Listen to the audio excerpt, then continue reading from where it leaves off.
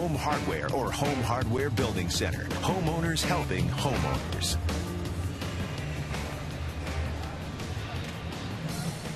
Welcome to Rogers Center. This is the last home game for the Blue Jays in the 2011 season, and it has significance. The AL wildcard race. The Boston Red Sox are off tonight. The Angels and the Rays are tied 2.5 games back, and Mike Scioscia's team still has life thinking about the postseason. They certainly do. They're 5 games back in the American League West, but it's the wild card now that they have snuck right in. They're just 2.5 behind the Red Sox, and the Blue Jays are going to have a say because from here they go and play Tampa, who the Angels are tied with in the wild card. So this game has some significance. Mike Scioscia's team hasn't hit much for the season before. The last 2 nights they've had their hitting shoes on. 17 runs on 29 hits from the last 2 games. Eric Ibar top of the order. Howie Kendrick back at second base. Bobby Abreu, the veteran, he's the DH. Torrey Hunter, Mark Trumbull, Alberto Callaspo, middle of the order. The bottom of the order did a lot of damage last night. Brendan Wells has 2 home runs and 6 hits in the series, and Peter Borges was just a double shy of the cycle last night. Bobby Wilson returns behind the plate. Threw a lot of fastballs to Borges. They might have to change that game plan a little bit. Tonight's starting pitcher is brought to you by Icy Hot. Pain is no match for the Icy Hot patch. Henderson Alvarez looks to bounce back after his last start. Alvarez was trying to hold a 5-run lead against the Yankees. That was last Saturday, but gave up 5 runs in 6 innings, and the Jays eventually lost that game to New York 7-6. Still, it's been a very good start to his young career. This is the Angels' first look at Henderson Alvarez, and what they'll see from that right-hander, they're going to see a lot of strikes. Pounds the strike zone, puts the infielders on their toes. In the outfield, Eric Thames has now played more games in left field than any other left fielder for the Blue Jays this season. This is his 45th start in left. Colby Erasmus, Adam Lowen is back in right field tonight. Jose Bautista is the DH. McCoy and Johnson up the middle. Encarnacion and Lind at the corners. Jose Molina has done a good job with young Henderson Alvarez. And Adam Lowen has now started in all 3 outfield positions, and from what we have seen from him, right field seems to be the position where he has a little bit more comfort level a little bit higher in right field. Opportunity for him to get some at-bats here tonight and get another game in the field. We are set for action. This is the final game of a 4-game series. Henderson Alvarez making his 9th big league start. His 1 win came against the Orioles. Eric Ibar steps in, the shortstop. He's had a good season. First pitch of the game is taken for a strike. Ibar's a threat to bunt. As a matter of fact, the Angels lead the American League in bunt base hits. They have guys in there that can put down the bunt to utilize their speed. They're not a powerful team, but they can manufacture runs. 42 bunt hits for the Angels this year. You said it leads the American League. Peter Borges had a big night last night. Had a triple, a home run, and a single. Ball was fouled back. 1-2. Henderson Alvarez, he started his season in A-ball. Made the move to Double-A. He went 8-6 with the championship New Hampshire Fisher Cats. Pitched in 15 games.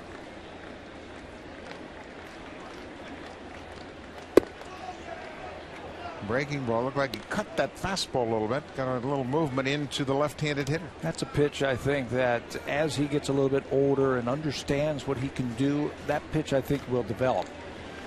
It's just now starting to come to him. Doesn't really throw a curveball. It's more of a slider. He can't cut it just yet. Bouncing ball. Get used to that. Ball on the infield. Ibar is retired. 1 down. Scouting report for young Henderson Alvarez is brought to you by Home Hardware. Homeowners helping homeowners. Both sides now. I know that's a song, but it also applies to Alvarez. He commands that fastball to both sides of the plate, and it's very wicked. 2-seam power change that he will use. I think that right now is his best pitch. He throws it with a great arm speed.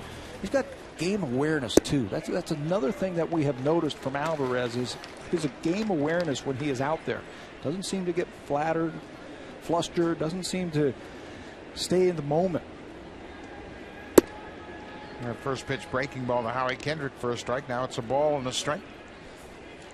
Kendrick got the night off last night. He's had a good season, hitting .290.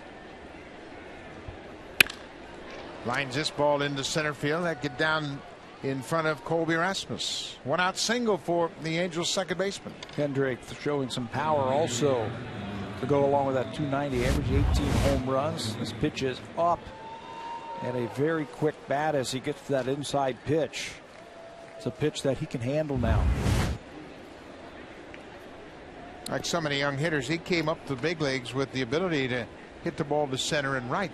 Had a big hole inside, but he's covered up that hole. Kind of like an inside out swing, but now he can turn on that ball. Kendrick has 14 steals. Bobby Abreu tapped on the ground. Alvarez comes over, makes the throw to the outside, and there's that athleticism you were talking about. Alvarez formerly was a shortstop, and you can see that background all over the field when he pitches. That's the game awareness that we were talking about. Doesn't panic, just stays in the moment, fields the ball, fields it on the inside part, and then has to shift over to the outside part of the baseline so he has a throwing lane. Takes his time, snap throw to Lynn to get the out.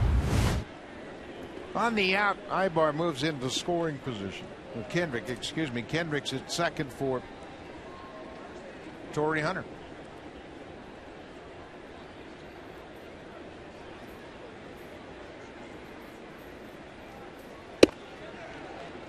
It's missed down and in. Torrey Hunter had a double in last night's game, but he also had 3 strikeouts. He struck out on a couple nasty sliders against Dustin McGowan, and then Chad Beck struck him out to start the 9th inning. Bouncing ball. Encarnacion waits on it, stabs it, throws it in the dirt, and Lynn's there to pick him up. Encarnacion had a tricky hop, and he kind of handcuffed Lynn, but he was able to make the play. Santana will take them out when we come back.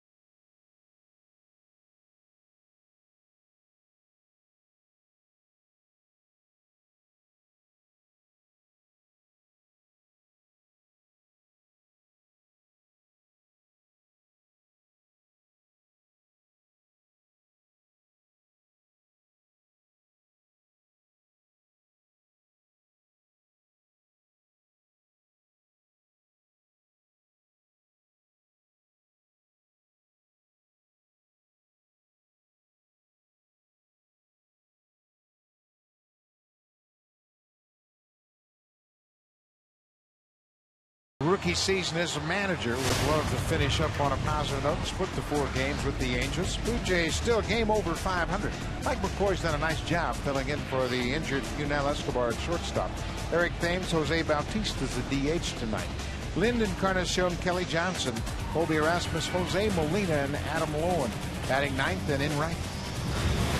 Ervin Santana will take the mound for the Los Angeles Angels. He won at Seattle on September the 1st, but since then he has lost 3 straight starts, dropped his record to under 500 at 11-12 with a very good earned run average at 3.4. That's just outside the top 10 in the American League. He has beaten the Jays this year with a complete game that was 5-1 win on August the 12th. Only mistake he made in that game was a home run to Eric Thames. He can be tough on left-handers and tough on right-handers. Mike McCoy shows bunt, takes a strike, top of the strike zone. McCoy's done a nice job. He was 0 for 4 at the plate last night, but boy, he has played some pretty impressive defense. Yeah, he's played a great shortstop since Escobar had to go on the disabled list. Started to do some things offensively. They've hit run with him a few times. He has bunted when they needed to, move runners along. He's had a couple of 3-hit games on this homestand. 3 hits in Tuesday night's game. That ties his career high. 3rd time he has had 3 hits in a game. Got a looper into center field. Peter Borges is not going to get it. That bounces high, and McCoy thought about going to second, but Borges gets it back in quickly. Leadoff base hit for McCoy. There's a good start. Borges was shading him to right center field and a little bit deeper because Mike McCoy has shown a little bit more power recently. He's jammed on that fastball. And if it falls in and bounces off that turf, McCoy was thinking about possibly turning it into 2. You see Borges coming hard, but he just can't get it. He has to lay back. Eric Thames takes one outside. Thames had a home run against Santana in that game Pat was talking about back on August 12th.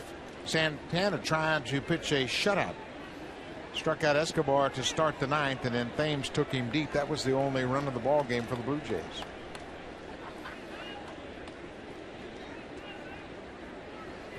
You like the way Thames has improved over the course of his time here? We have seen marked improvement from Eric Thames. Remember when he first came up and they were dishing a lot of off-speed pitches to him and he was having trouble with that. Had to go back down for a little bit and then came back and he was a little bit refined as a hitter, a little bit better. Hit with a little bit more power. Then they started really jamming him with fastballs, throwing a lot of off-speed pitches out of the strike zone, and for the most part he's done a good job of starting to lay off of those, understanding what pitchers are trying to do to him. His last couple games he's had a couple hits to left field. There goes McCoy. Hit and run is on. It's a bouncing ball to second. Kendrick throws out Thames. McCoy moves into second. 1 out. He's got a report tonight for the Angels starter Irvin Santana. He's got a good feel for pitching. Every pitch has a purpose when he is out on that mound. He's got the fastball, curveball, good slider. That fastball's got late life. He's been clocked in the mid-90s with good movement, and for him I think he needs to stay grounded. When he is on, he'll get a lot of ground ball outs. 4 home runs in his last 2 games though, and 17 fly balls, so he hasn't been on his game his last couple of starts. Jose Bautista takes a pitch right down the middle for a strike. Bautista's the DH tonight. Average over 300. Or what a season he's had. Last year he hit 260 when he pounded out 54 homers. Bautista has been over 300 all season long. He dipped under 300 last night after his 3rd at bat. He had gone 0 for 3, but then got a base hit in his 4th at bat. That got him back over 300. Figured out what they were trying to do to him. He shot the ball to right field for a hit. Outfield really bunches Jose Bautista. Wells and Hunter really shading him in the gaps to go along with Borges. And that surprises me with the type of range that Borges has in center field, that they would bunch him. You have to think that defensive alignment suggests that Bautista is not going to hit anything down the line, that they're going to try to cut off the ball in the gap. But you're right, Borges has so much room, you'd think that they would allow him to cover the gaps and push the corner guys farther towards the line. Take away the extra base hits down the lines. And we certainly have seen Jose Bautista do that to left field. If you have not seen Peter Borges play center field before, you're in for a treat. He truly is, in my estimation, the best center fielder in the American League, and this is his first full season. Gets great jumps on the ball. You watch him, he's always adjusting out there in the outfield to the pitch and to the batter. Pick off to second, and McCoy dives back in safely. Boy, Santana, this is something that he should guard against, especially with Bautista at the plate, being distracted by the base runner at second. This is 12th start against the Jays. And Bautista takes the walk. As Bautista makes his way down, let's take a look at the defense that the Angels run out there. It's a very good outfield. Combined, they've got 25 outfield assists between Wells, Borges, and Hunter. Callejo, Ibar catch everything on the left side. Kendrick, Trumbo on the right side. Wilson behind the plate is a very good catch and throw catcher. Howie Kendrick, he's made a couple of errors in this series, but he's a very good fielding second baseman. He's second in the American League in fielding percentage. He's only made 4 errors as a second baseman. Adam Lynn takes a fastball strike from Santana. And there's a pair of home runs against the Angels right-hander. But he's just 5 for 21.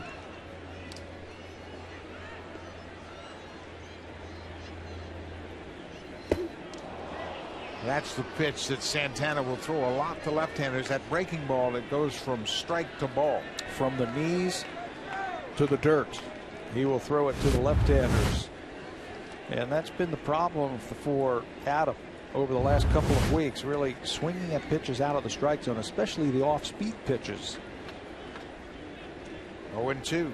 Comes right back with it. Why not? He's going to throw it down in that area and try to get Lynn to chase again. Santana's just 11-12. Got a very good ERA at 3.40. Lind has been a problem for the Angels. 6 home runs in 30 games. Another breaking ball comes right back to that same spot. Gets the strikeout. That's his first of the night. Santana has an excellent breaking ball. He'll throw a slider, he'll throw a curveball, but it'll be set up by his fastball right over the top that time, and Lynn swings over the top of that baseball. That's kind of an old-fashioned slider, the one that's got more depth to it. It almost goes straight down, kind of like Juan Guzman. Oh, it just goes down. It doesn't have a lot of side break. Santana is like Juan Guzman, the way his windup is, the way he releases the ball. Everything is hard, but he's got that feel for pitching we were talking about, and he can soften it up when he needs to.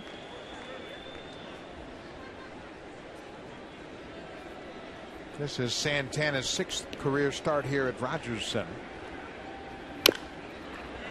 Carnacion fouled it right off that left foot. That hurt my foot.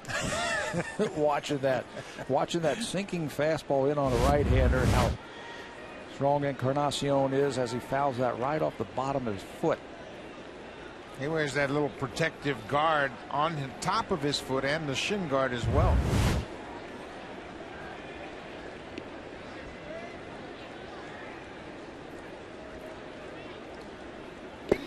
In the dirt. Well, one thing this Angel catching corps does, they can block some balls in the dirt, and that gives the pitcher so much confidence to go ahead and throw it. And those are for purpose. Pitches down in the strike zone, bouncing if you have to. If you've got the type of confidence that you do with those catchers. Los Angeles catchers this year have only had 6 pass balls. Mike Scioscia really holds him to a high standard. And he believes that first and foremost, you have to help the pitcher, and you've got to catch the ball. 2-2. Santana still keeping his eye on McCoy at second. Bautista at first can get a big lead. Trumbo is way behind him. So Bautista's going to keep his eye on McCoy should he break. Now they'll run.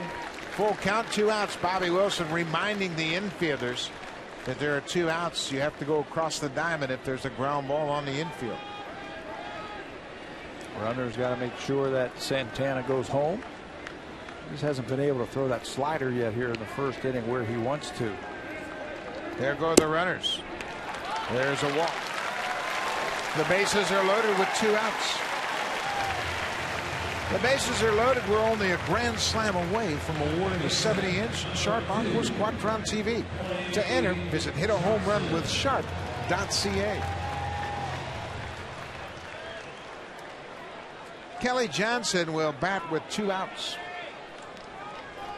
The bases are loaded. Great opportunity early against Santana. Right man in the right spot. right here. Johnson has had a couple of good games in a row. 3 straight multi-hit games, and you can see over his last 7 hitting over 400, using the whole field now a little bit better. Slicing balls to left field.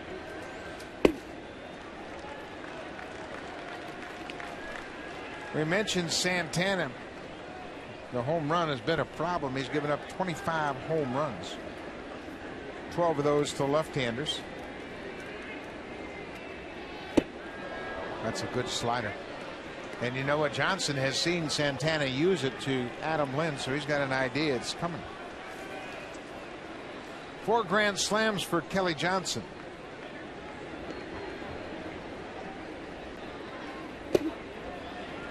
That's where he likes to throw it, to the lefties. It looks like it's going to be a down and in fastball, and you start your swing and all of a sudden it goes underneath your bat. He'll throw that slider to those lefties right there all night long. 2 balls, 2 strikes. Left one up.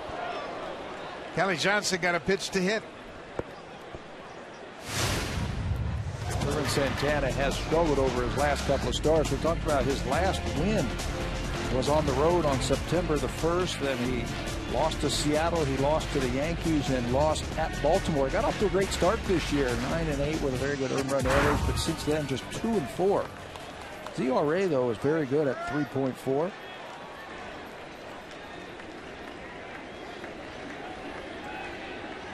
Another 2-2 pitch. Boy, Johnson would like to have that last pitch back. The slider stayed right over the heart of the plate. Took something off that pitch, and Johnson was out in front. We are in the 1st inning. The Blue Jays have Santana on the ropes. Mike McCoy with the leadoff single, and then Bautista walked with 1 out after the strikeout of Lynn, and Encarnacion walked. Strike 3 called. Santana crossed him up and came with a fastball, caught the inside corner. So the Blue Jays will leave the bases loaded in the bottom of the 1st. Santana gets that fastball on the inside corner.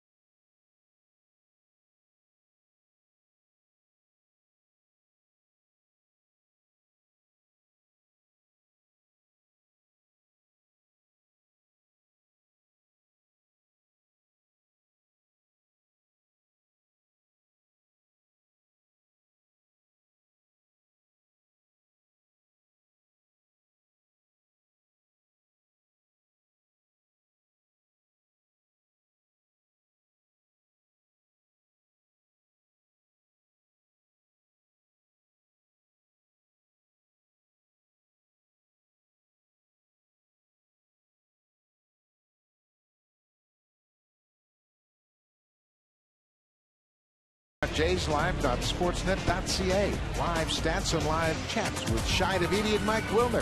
That's JaysLive.sportsnet.ca. We would like to welcome those viewers that have been watching the Mets and Cardinals, and what a heartbreaker for St. Louis. The Mets scored 6 runs in the top of the 9th inning to win 8-6. The Cardinals were on some roll, but boy, what a job by the Mets. Jason Mott had a tough inning. He walked the leadoff batter for Kyle with the air. Toll flied out, another walk, and it just unraveled from there. Back end of their bullpen has been problematic at times. Wow. those kind of games, the last week of the season. Well, they were thinking about going to the top of the ninth, thinking, okay, we're going to win this game and we'll close to within a game of Atlanta in the wild card race. The Braves are off tonight. And man, oh man, that is got to be a terrible clubhouse right now. Mets scored 1 in the 8th and 6 in the 9th to win 8-6. In St. Louis? In St. Louis. Oof.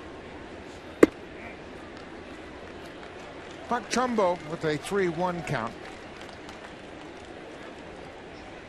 Trumbo had a double in 5 at bats last night. He's hit 2 home runs in this series. Bounces this ball up the middle. Kelly Johnson from the shortstop side of second throws him out. Alfredo Griffin, the first base coach, with a mild protest that Lind came off the bag, but that's about it. He just kind of pointed to the bag and said it came off the bag, and then kind of gave it up. And that's about it. Good positioning right there by Johnson to take away that hit from Trumbo. Is actually on the shortstop side of second base. Got a long way to go to run it down. Ball's going to tail on him a little bit. Lind shifts over and he keeps his foot on the base for the out. Later on during this game, the Vice President of Baseball Operations and General Manager Alex Anthopoulos will join us in the booth. And he will bring us up to date on his thoughts about this ball club, some of the new players that have been acquired, some of the youngsters that have been promoted, and what he thinks about the future. There's a high, deep drive to right, and you can forget about this one. Alberto Callaspo has just given the Angels a 1-0 lead. Number 6 for Callaspo.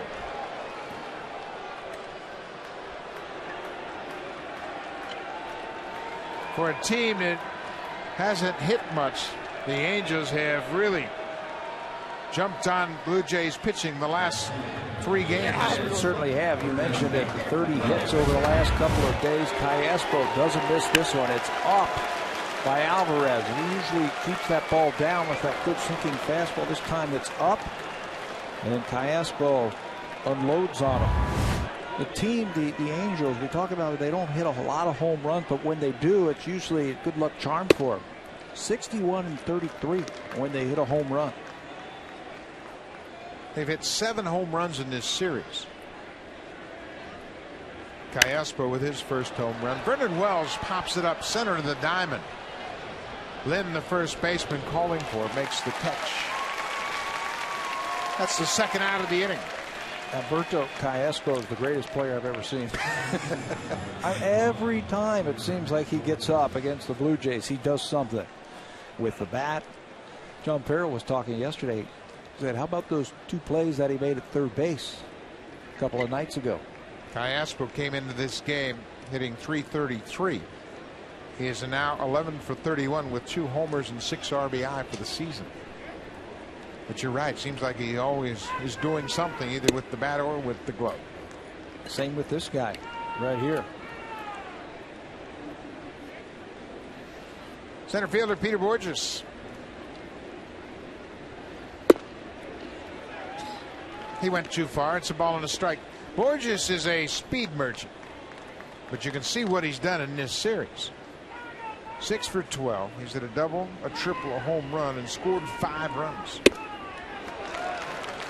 Mickey Hatcher's done a good job with Borges, who's playing in his first full season. Mickey Hatcher's the hitting coach for the Angels. And Hatcher encouraged him, don't worry about the breaking ball. Just make sure you hit the fastball when you get it. That ball looked like it was a pretty good pitch. Yeah, Jose Molina is going to let Tim McClellan know about that too. Think he got it. Borges, they're going to throw him fastballs. Borges strikes out. The inning is over. But Henderson Alvarez got a pitch up in the zone. Alberto Callaspo jumped all over it. The Angels' 7th home run in this series makes it 1-0.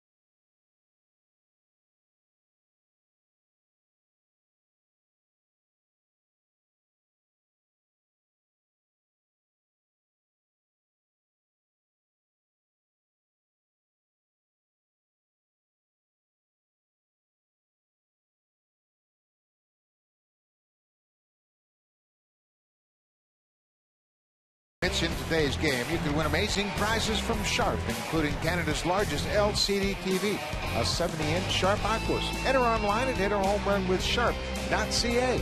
Sharp makes bigger, better. Thanks, we had them all. We love our Blue Jays from all your fans. Very good, very creative, and we appreciate the thought.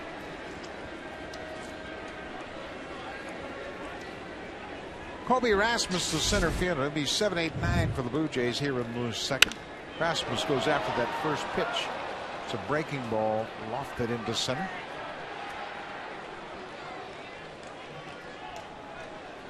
Right after that ball was hit, Bobby Wilson sprinted to the mound and had something to say to Santana. I don't know what it was. He didn't like that pitch for some reason, and they may have gotten away with one.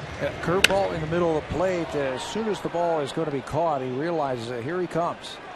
I don't know if he felt like he gave away the pitch, or he threw the wrong pitch, or maybe Santana's saying, oh, that's right, you called a fastball and I threw a curveball, something like that. Yeah, that's what it looked like. Santana looked like he was laughing underneath his glove, like, oops, my bad. Jose Molina, the former Angel. Molina learned a lot of his catching skills under the guidance of Mike Scioscia. Jose and his brother Benji came to the big leagues and played with Scioscia. There's a liner to left field, and that's why you play him in the gap. Boy, that was perfectly positioned right there. We talked about the Angel corner outfielders pitching the gap, and Vernon Wells was standing right there. The ball was stung by Molina. Got a breaking ball and hit a rifle to left field. Wells plays a little bit deep too in left field. Barely had to move for that one. We talked in our open about how dramatic the turnover has been on the roster, and here's one of those players. Adam Loewen, 3 years removed from being a big league pitcher. And in spring training, he looked kind of like a pitcher trying to hit. You know, he went all the way back down to A-ball and has worked his way back as an everyday player. Played in Lansing, and then in New Hampshire, and then this year in Las Vegas. There are his numbers, 17 and 85 in AAA. He's made dramatic strides. Had a rough day in the outfield when he started in the left field here, but he has looked very comfortable in right and made a terrific play in center field when he got a start at Fenway Park, which is a very difficult center field. I've talked to 3 or 4 outfield coaches, and I ask them which one's harder, left field or right field, and to a man they say left field is harder to play than right field. Hard on the ground. Howie Kendrick dives, gets up, throws out Loewen. Good play by Howie Kendrick. There he's talking about how much he's improved. Kendrick saves a base hit for Santana. He dives and pops to his feet very quickly. A 9-pitch inning for Santana.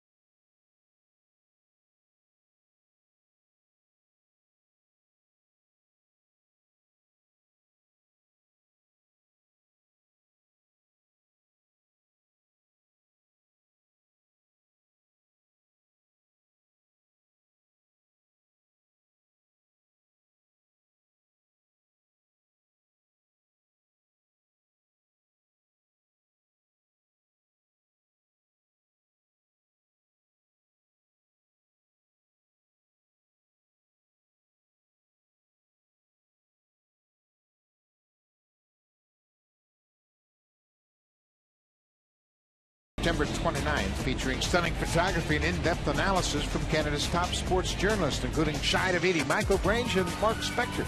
Be the first to get it. Subscribe today at sportsnet.ca/magazine. Exciting time at Sportsnet, and we're pleased to be joined by the editor and publisher of the magazine, Steve Maish. And Steve, congratulations. Must be an exciting time for you. It really is exciting. I just left a newsroom full of editors and writers madly working away on the first issue.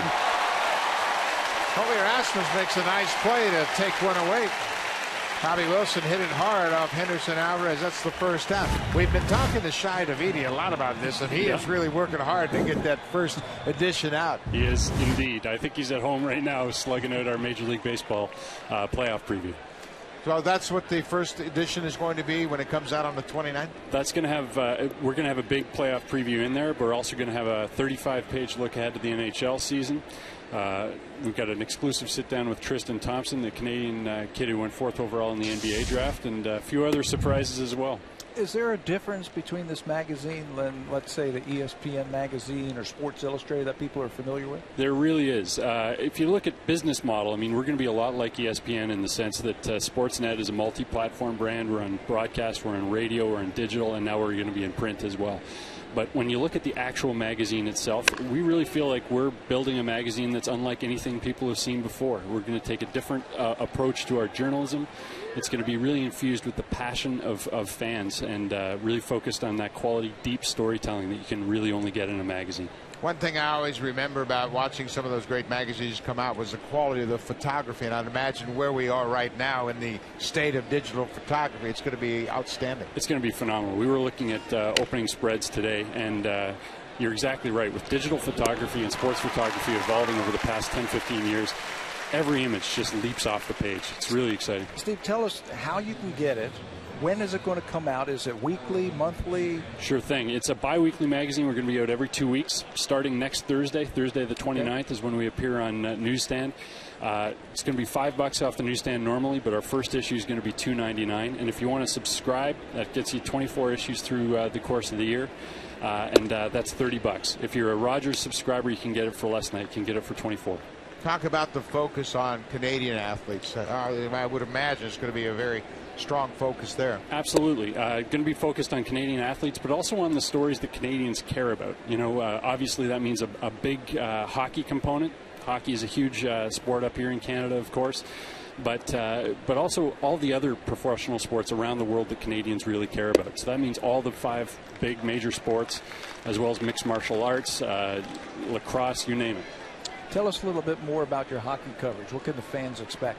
The fans can expect the best magazine hockey coverage they're going to find anywhere. I think, you know, hockey is a sport that Canadians are not only passionate about, they're extremely knowledgeable about it. So if you're going to go out there and tell stories about hockey, you've got to be better than anybody else out there. Inside the locker room kind of stuff? Absolutely, and analysis and commentary and deep storytelling about the trends that are affecting the game.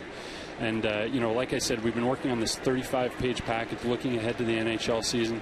That's going to be team-by-team analysis, predictions, but also feature stories about the athletes that people care the most about and are really shaping the game. And there's a huge contingent out there anxious to get their hockey pools together, so you must have something. You bet. You bet. Poolies are a huge part of every sport now, really, and delivering them the analysis that they can get the edge on, that's something that we're going to be all about.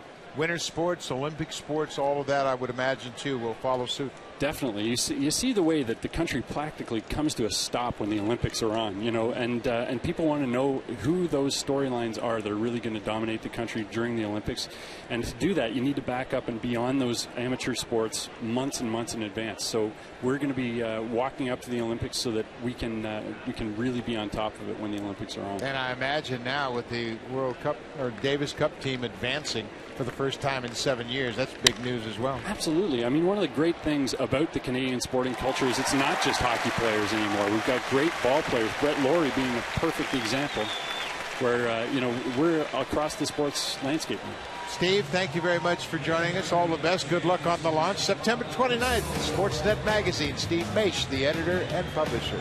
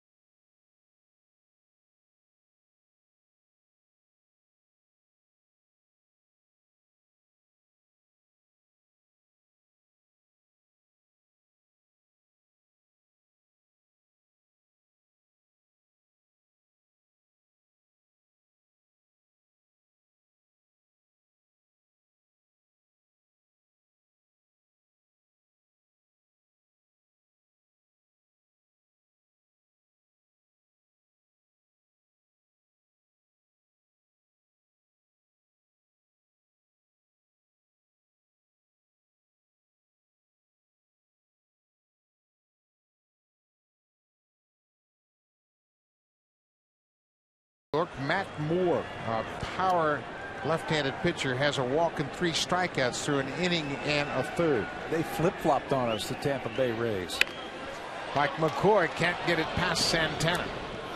Quick out here. He had a good idea, but Santana got off the mound quickly. If he could have gotten the ball past there was a chance. Kendrick was very deep at second base, even on the artificial surface here. Rogers center needed to push the ball just a little bit more to the right and get it past Santana, and he can almost walk to first base with a hit.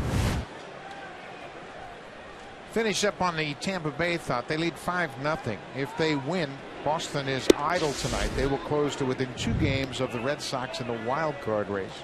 Of course, the Angels are also very interested in Tampa Bay. Tampa Bay Blue Jays and Tampa Bay will start a 3-game series tomorrow night down in St. Petersburg, while the Red Sox move into New York. Into New York, and you know, anything can happen there. I tell you what, we questioned why they were playing everybody in the gap, and Mike Scioscia and the coaching staff has positioned them perfectly. Wells has had a couple of plays standing in his tracks. A little bit deeper too than we've normally seen Vernon Wells in left field, but it's obviously where they need to play him because he hasn't moved. Ball's lined out there by Thames, and then another one by Molina. 2 outs, bottom of the third. Angels lead at 1-0. Jose Bautista walked his last time up. For Bautista, that was his 126th walk. He is 21 walks ahead of the second place hitter in walks. That's driven to center field. Borges back, looking up, off the wall. Bautista is headed for second, and he'll get there. Standing up, a 2-out double for Jose Bautista. He just missed tying up this game. Off the top of the wall and probably the deepest part of the ballpark. Nobody on, so they're going to pitch to Bautista, and he smokes this pitch over the middle of the plate, deep to center field. He knows it has a chance, so he's hustling all the way, and if you watch the replay of that, where it lands, I'm telling you, it's just a couple of feet. Just off the top of the wall. 24th double of the season for Jose Bautista. Adam Lynn. And looks at that slider. Lynn's going to get a steady diet of sliders, especially with a base open and Encarnacion standing on deck. Another slider, it's fouled off.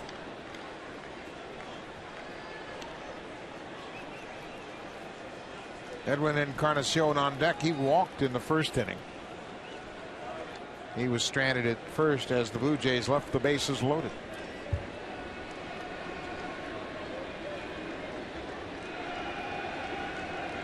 I wouldn't even be looking for a fastball right here from Santana.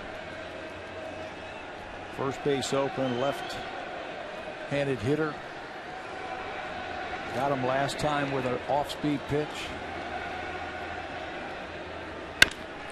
Got a fastball. Trumbull dives, gets to his feet, and flips to Santana. Buck Trumbull moves around pretty good for a big guy. He made a good play, and Santana's out of the third. A 2-out double. And the defense behind Santana has made a couple of good plays already tonight.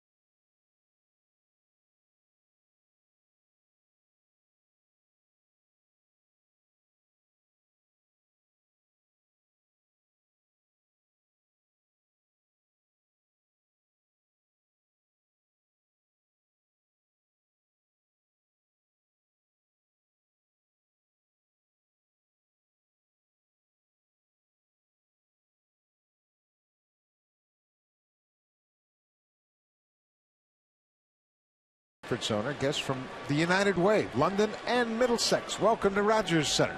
Final home game of the 2011 season. Fresh hot dog passed down. We like it. Bobby Abreu stands in, takes a first pitch strike from Henderson Alvarez. The thing that I like most about Alvarez, he gives up a home run and comes right back, attacks the strike zone.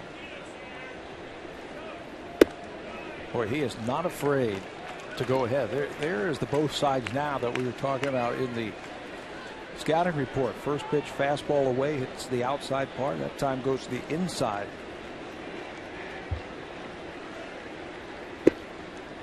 That's a different wrinkle right there. We've not seen that pitch an awful lot. That's a little bit more of a cut fastball than that slider he throws.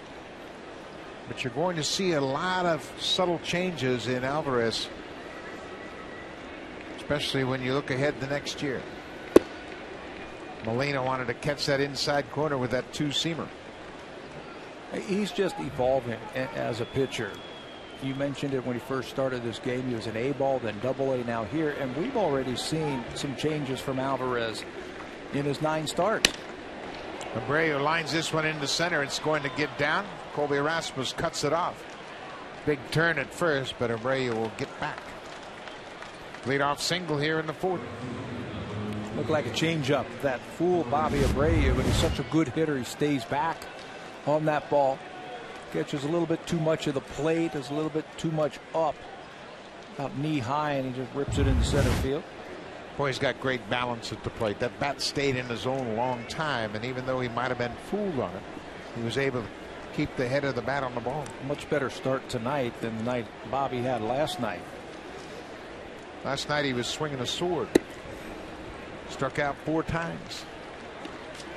4th time in his career that he has struck out 4 times in a game. Couldn't wait to get that one over with. Torrey Hunter grounded to third, his first time up. Infield at double play depth.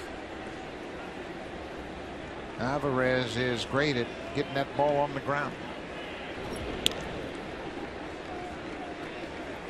That's why we might see Bobby Abreu steal at some point.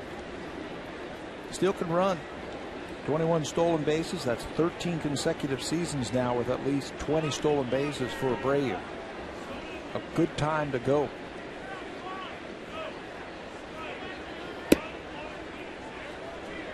Ball and a strike. Mike Scioscia, very aggressive, has always pushed the offense. Dino Ebel relaying the signs to Hunter and Abreu.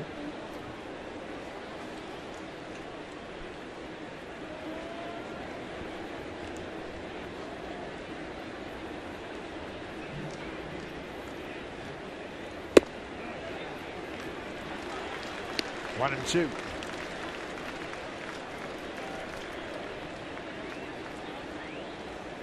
.21 for 26. Abreu has always been very good picking his spots.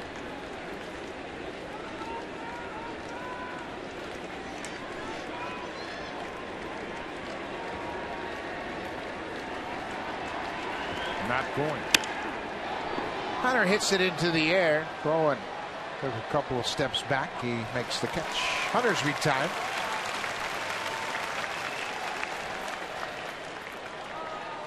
Jose Bautista just getting the night off in the field. He is the DH tonight. Let's get him off his feet. As the Blue Jays will head down to Tampa, they'll play on the turf down there also. This time of the year, your legs feel, well, you can't feel your legs if you've played every day like Bautista does. Doesn't take an inning off, doesn't take that bat off, and you start to feel it. Mark Trumbo, the first baseman.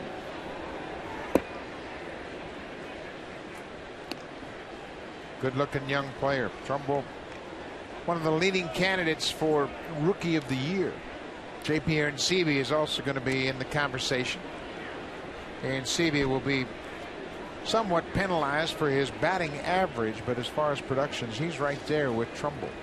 For a catcher too, where he plays and where he hits in the lineup, JP, for the most part, has hit 9th, 8th all season long. Now you make a great point about the added pressures of being a catcher in the big leagues. He's got a big learning curve. But Trumbo's had an outstanding season. 29 home runs, 87 driven in.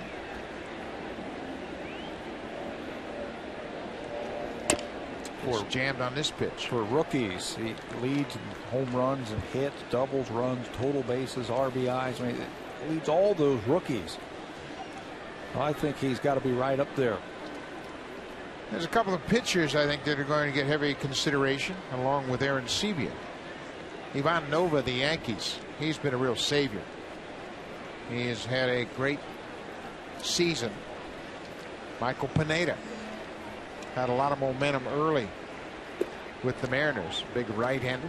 You start the season, the postseason today, Ivan Nova is probably the #2 pitcher for the Yankees. Yeah. And that is saying something. Jeremy Hellickson is another rookie pitcher. I think there's 3 of them that you can think will get a lot of votes.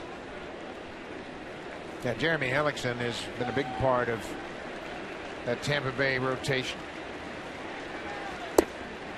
Down and away. Full count. Top of the 4th inning here at Rogers Center in the final home game of the 2011 season. Blue Jays will go on the road and wrap up their schedule. 3 in Tampa and 3 against the Chicago White Sox. Abreu at first. Not running. Cut out and missed. Trumbo strikes out. Mike Scioscia knows his team, and he's not going to send Bobby Abreu and run into a strike him out, throw him out as Alvarez powers that fastball by Trumbo on the inner half. Just his 2nd strikeout tonight. He's the type of pitcher, Henderson Alvarez, that can win in this ballpark. The type of stuff that he has with that power sinking fastball and a good changeup. I think those are the type of pitchers that have to pitch here in the American League East in this ballpark. Does it concern you that it's an artificial surface and the balls get through the infield quickly?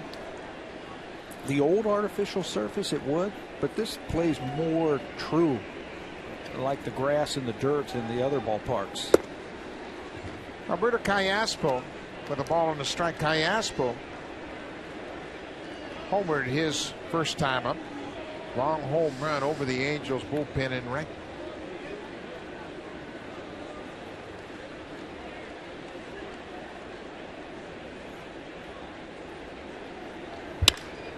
Line drive into center, but Rasmus has a beat on it, and the Angels are done in the 4th. Bobby Abreu gets the leadoff base hit, but they can't do anything with it.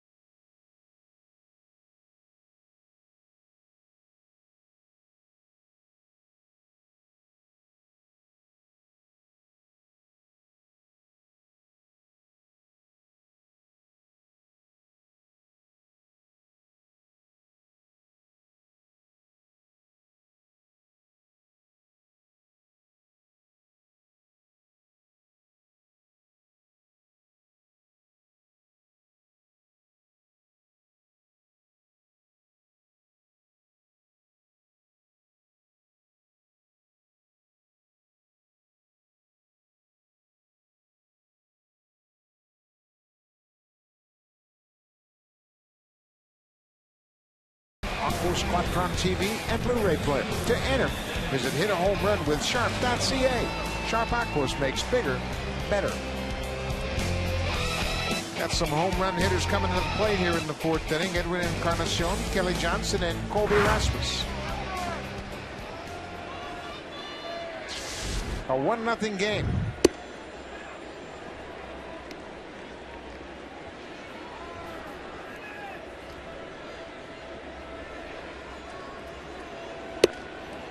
Encarnacion batting average at .277.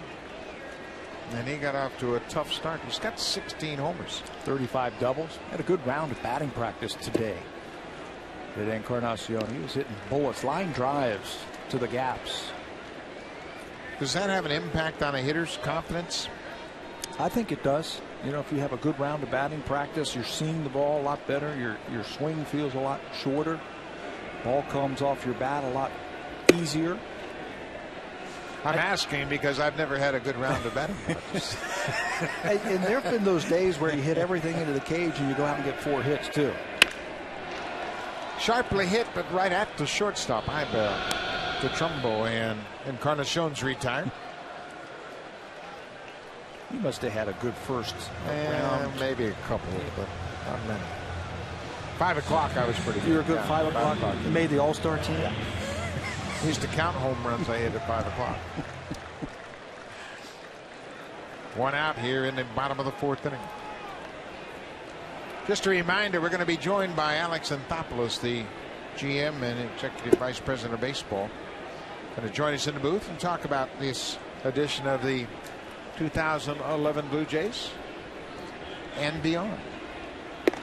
Kelly Johnson, newcomer to the Blue Jays. He came over in the trade with the Arizona Diamondbacks in exchange for John McDonald and Aaron Hill.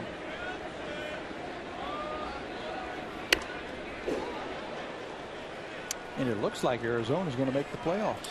How about that? Arizona, as we speak, 5.5 games ahead of the Giants. Did you see that coming? No. It's like San Diego last year. Remember, San Diego was in first place all season long? And they gave it up late. I said Arizona, what? Yeah. I think, I know I picked Colorado to be up there. Mm-hmm. Kelly Johnson takes a 1-out walk.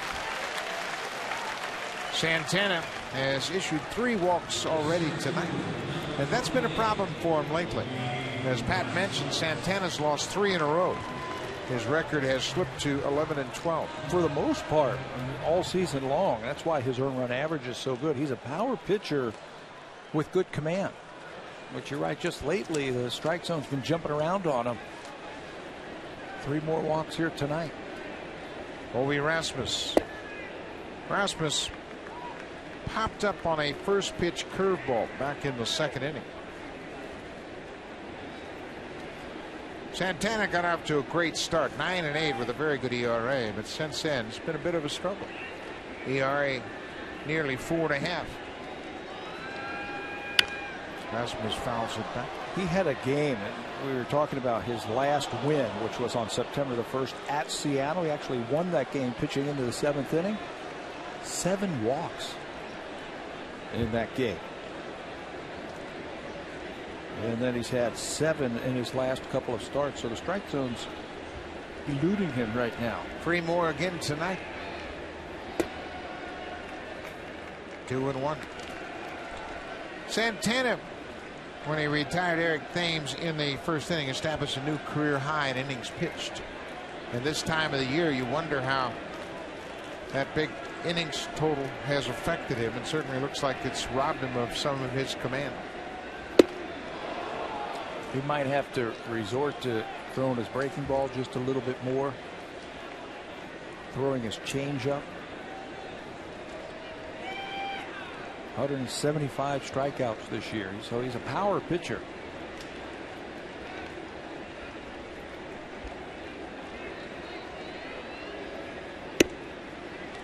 Missed inside with that slider. It's a full count.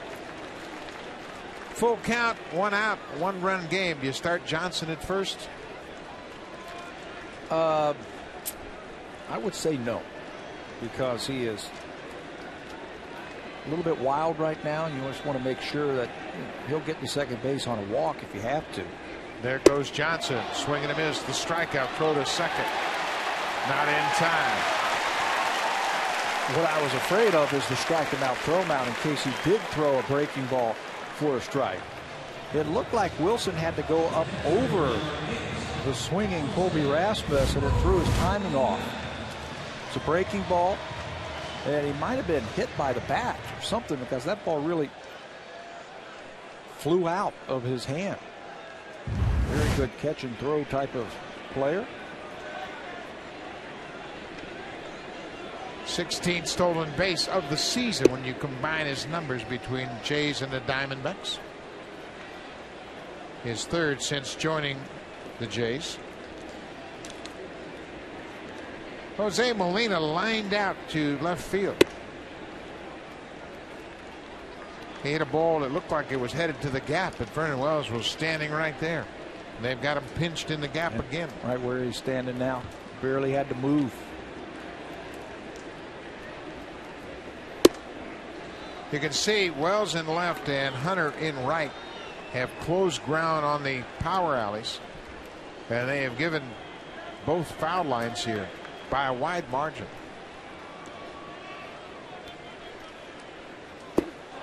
Breaking ball, and Molina strikes out. A couple of strikes out in the inning. We have played 4 complete here in Rogers Center. When we come back, the Executive Vice President, GM of the Blue Jays, Alex Anthopoulos, will join us in the booth.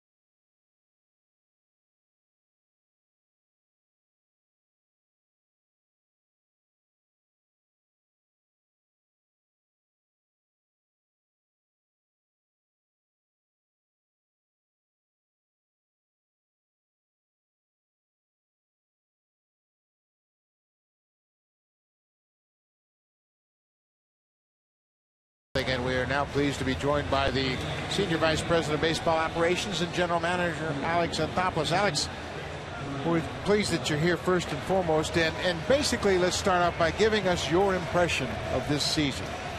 Oh, I feel like there's been a lot that's gone on. The turnover in the roster has been incredible. I'm not necessarily pointing to it in good or bad, but if you look at what we started the season with and what we have today, there's been a lot of changes. And I feel better with respect to the core of this team, the players under control, the age, the athleticism. Again, we're not where we want to be or need to be with the wins and losses, but I certainly feel better with what we have to work with going into the offseason. Do you feel like you're on the right path? I certainly do, and I know there's the question always comes, when will you win? When will it all come together? And I don't know that anyone's good enough to put a timeline. You're dealing with human beings. The one thing that we just try to look at it. This is more of a compass-based thing, and it's just like you talked about. It's direction.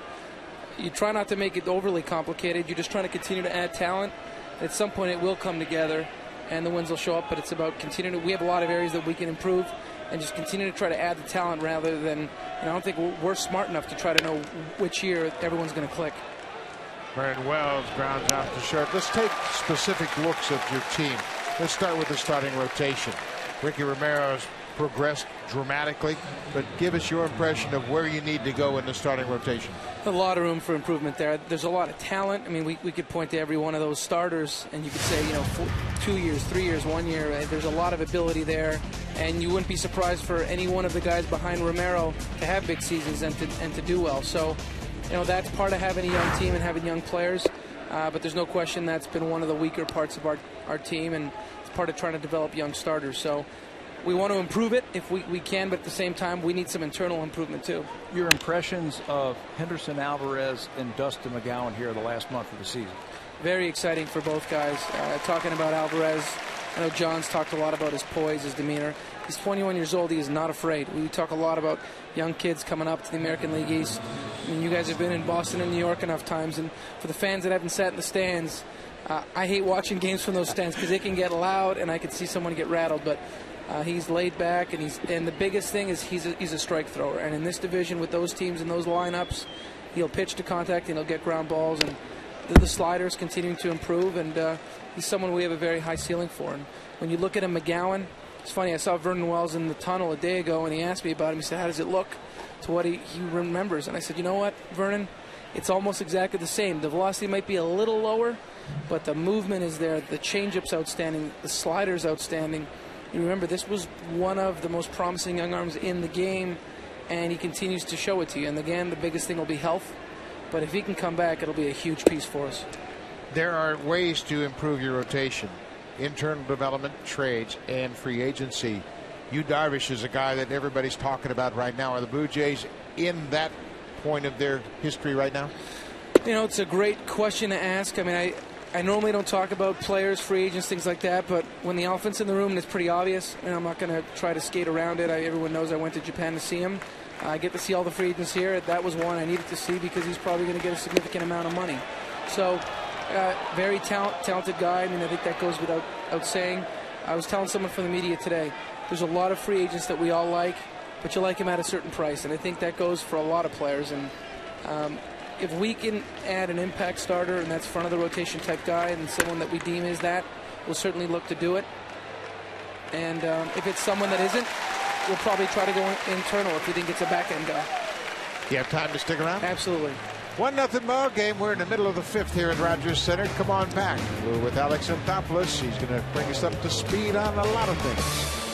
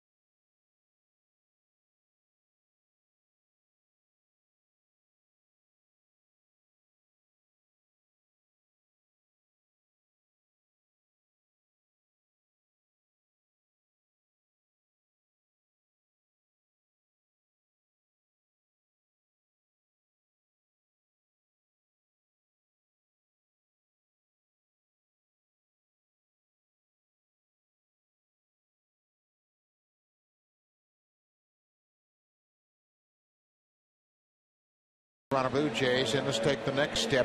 A lot of talk around fandom about the closer role. Where are you as far as your priorities with the closer? I think it's a priority. There's no doubt about it. I just think this is such a different offseason for us than last year. Last year there was just so many unknowns. We had a wonderful year relative to where we came from the year prior. 85 wins. We finished 8-2. A lot of great stories. Players that really emerged. But there was contractual status. Jose Bautista could be a free agent. Young starters. Buck's a free agent. Gregg's a free agent. Down's a free agent. Right now, we want to try to move forward. The closer is going to be something that we're going to need to address. We're tied with Anaheim in terms of blown saves in the American League.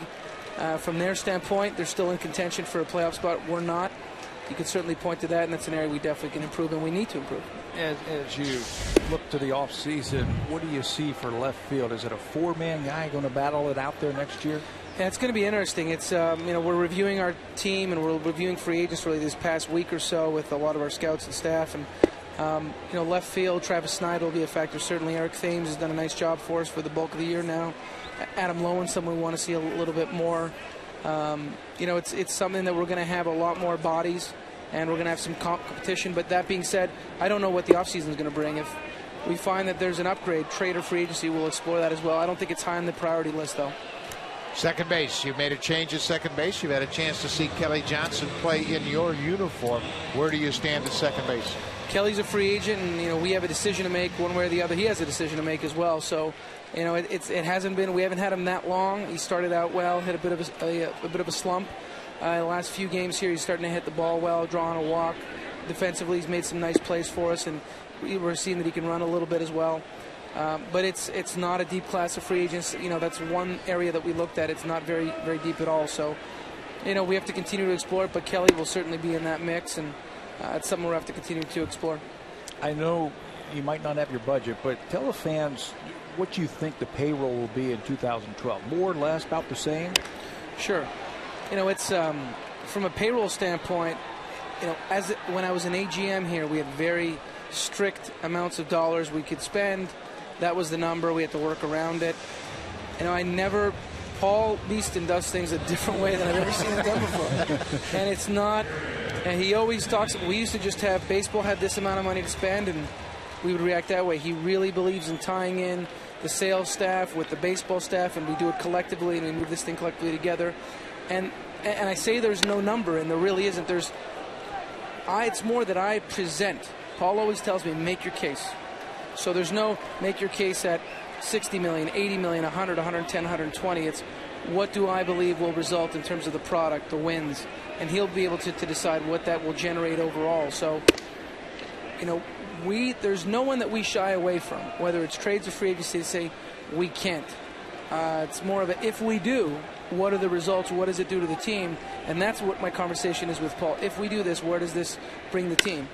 And it's a discussion we have. Eric Thames finally goes against the defense, and he's headed for second. The Angels gave up the lines, and right there, Eric Thames took advantage of it.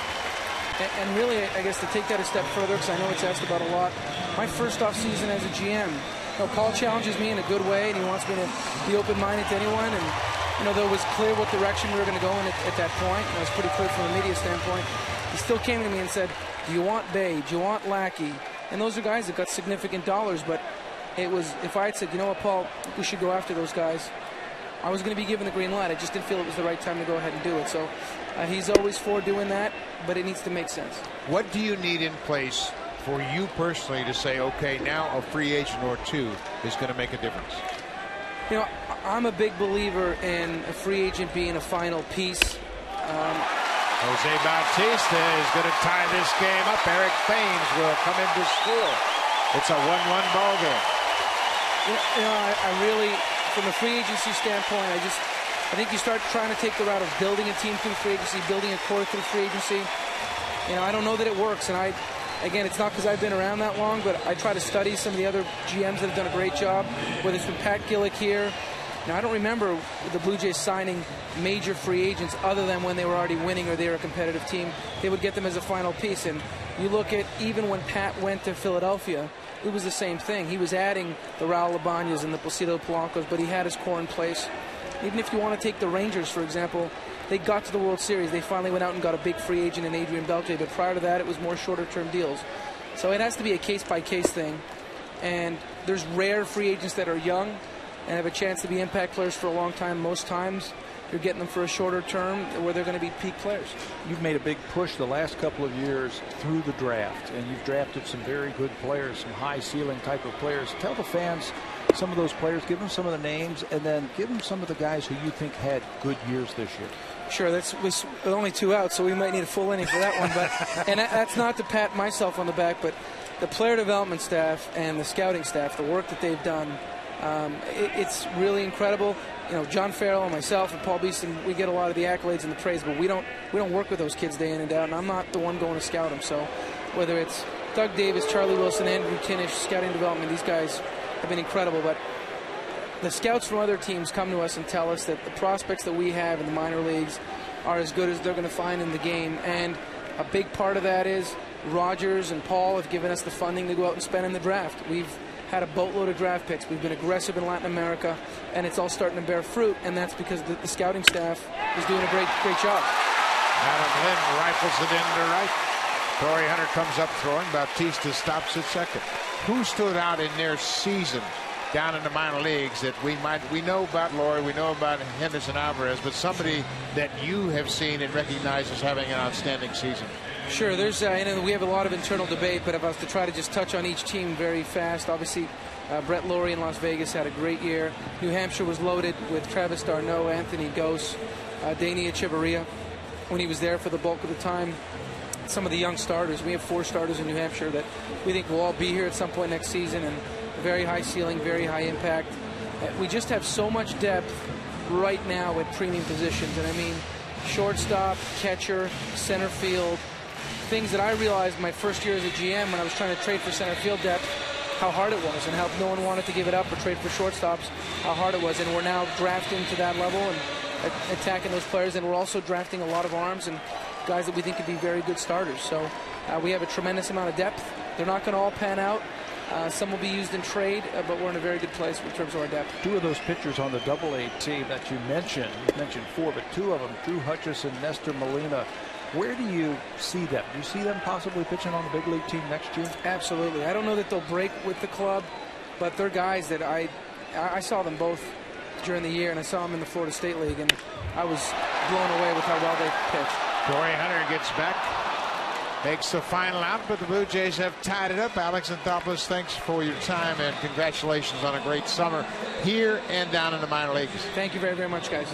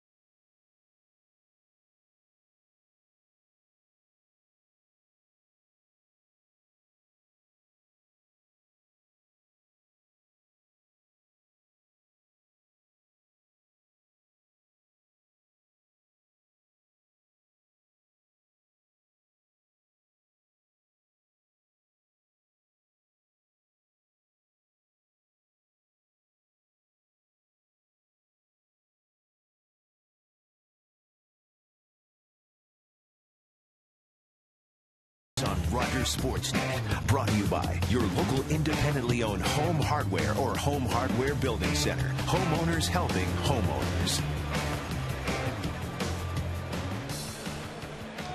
Welcome back to Toronto Rogers Center. It's a 1-1 ball game as Henderson Alvarez gets set to work the 6th inning.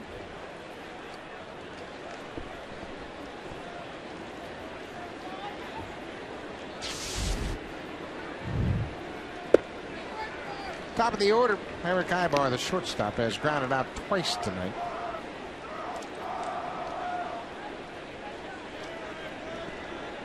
A lot of good things going on in the Blue Jay system, and it's nice to be able to sit down and chat with the GM, and he's so open with us. Yeah, and you know what, and he's very genuine in his evaluation.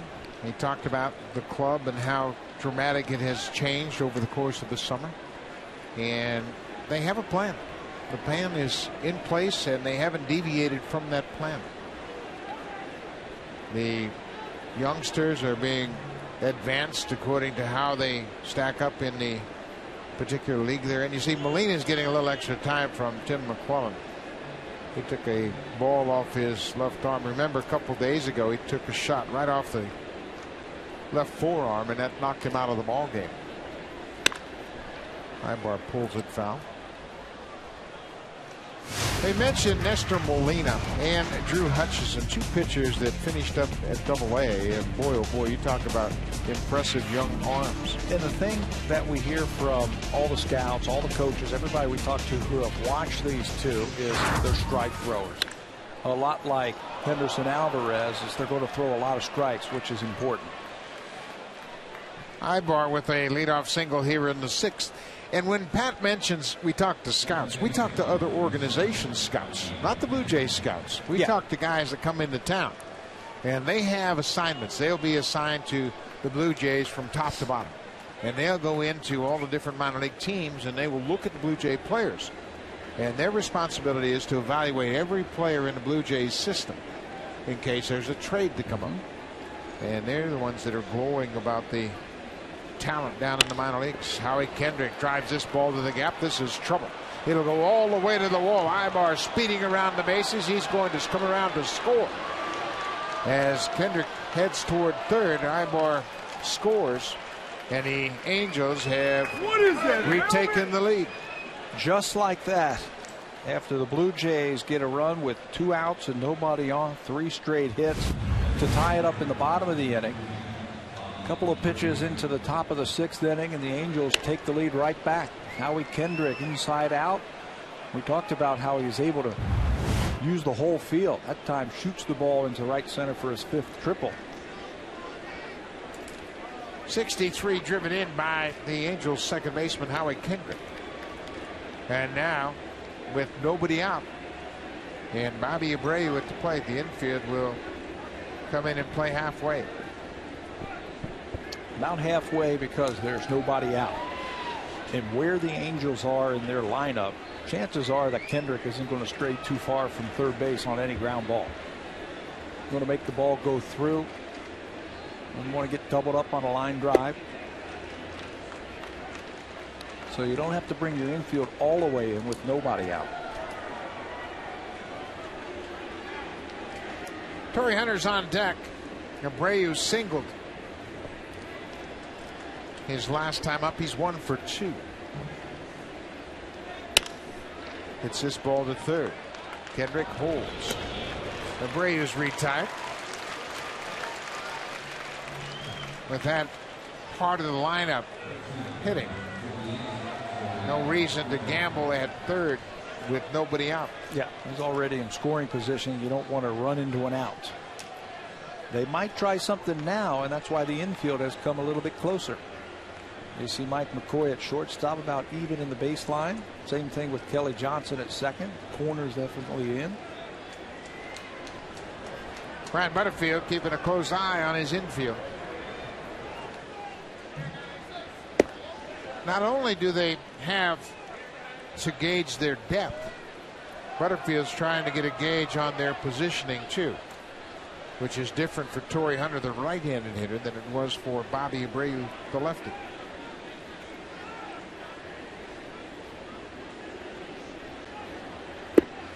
And that's a whole different side of the infield too, on the left side. Edwin Encarnacion at third and Mike McCoy the shortstop.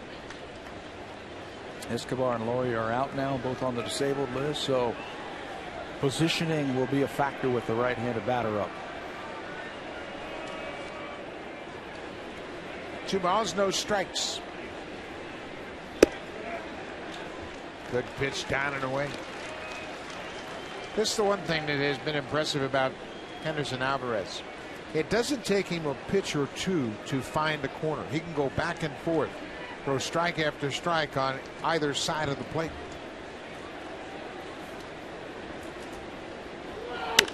If I'm scouting a young pitcher, those are the kind of pitchers that I'm looking for right there. Guys who can command the fastball. When they need to get back in there, they don't have any problem or fear to use their fastball. He's got some good movement. He's got a good changeup. Not a finished product right now, but certainly at 21 years old can handle the workload. Molina wants it inside. And now Molina saw some hesitation in Alvarez, and he's going to go out there and talk it over. That's exactly what he saw. That's a veteran move right there by a catcher. He wanted the fastball in, and Alvarez said okay. He came up, and then he stepped off. He said, you know what? Should I go in there? And I think, yeah, I think he's throwing a couple of pitches away to Hunter now, and you jam him with a good fastball, and that'll keep the ball in the infield.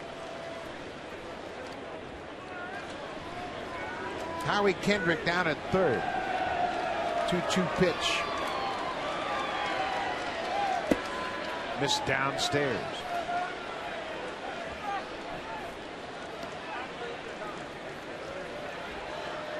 Molina the veteran. Alvarez the rookie. Molina wants him to shake.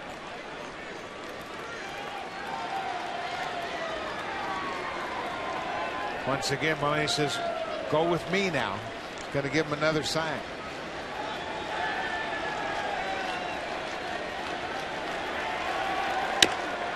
Bouncing ball, McCoy with the chopper. He doesn't have a shot at home. Contact play work. Hunter picks up the RBI. The Angels take a 2-run lead. A little bit more aggressive secondary lead by Howie Kendrick because he's going to try and steal a run. Torrey Hunter certainly appreciates the good base running by Howie Kendrick. He will pick up his 78th RBI on the little dribbler to shortstop. But it's the good base running by Kendrick. Watch him bust off there. Big secondary lead. He's going on contact. McCoy has to be absolutely sure he can get him. Molina was expecting the ball coming to the plate, but I think McCoy, I mean, you have to make a snap judgment right there, and you've got to get an out. I agree with you 100%. I thought McCoy made the right play. The ball was hit high. He saw where Kendrick was when he caught the ball, and I think he made the right decision. It's only the 6th inning, and you got this big slugger coming up, and yeah. If you have Torrey Hunter at first, there's one out. Now you pitch to Trumbo a different fashion. I like McCoy's play. Get it out when you have to. 9th inning, okay, take a shot. But if you don't get him at the plate, run scores, guys at first, big power hitter at the plate, and Alvarez working out of the stretch. I think middle innings right there, unless you get a hot shot right at you, get the out.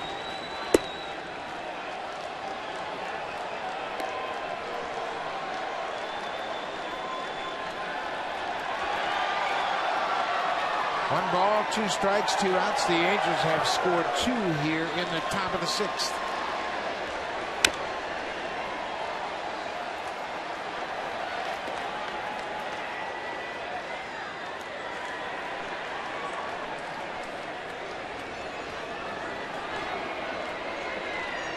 Good crowd on hand tonight, 22,343. Strikes him out. Alvarez reaches back for a little extra on the 4-seam fastball and pumps one by Mark Trumbo. But the Angels score a pair. Howie Kendrick, an RBI triple. Torrey Hunter, an RBI groundout.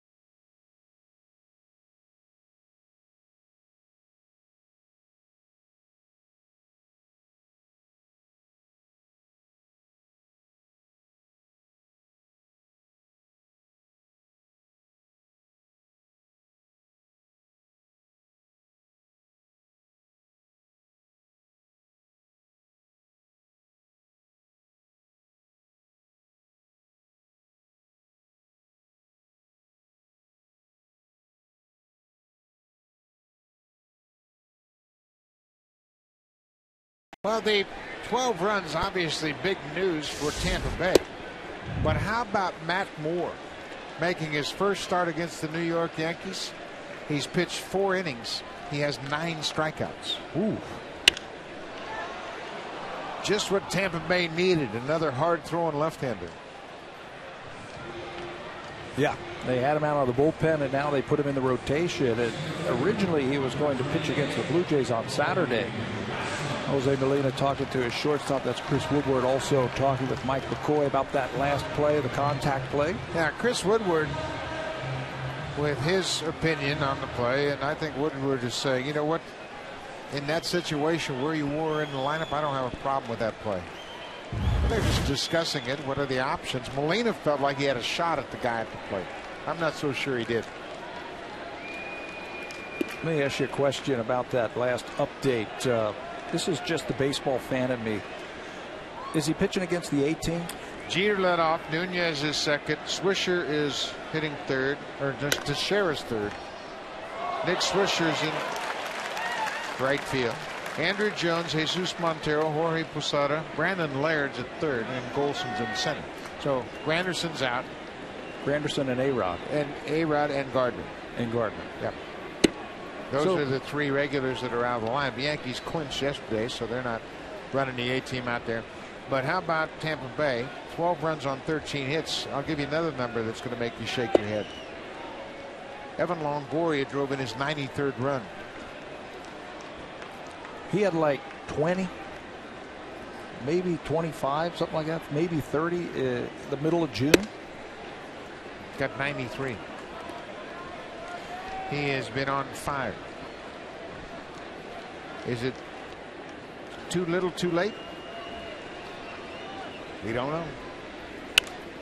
It's going to play itself out. Tampa Bay, we'll see them tomorrow night. We'll have the 3-game series opening up tomorrow night.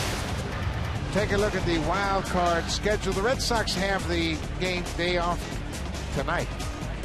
They will play 3 at New York and then 3 at Baltimore. And don't take Baltimore lightly.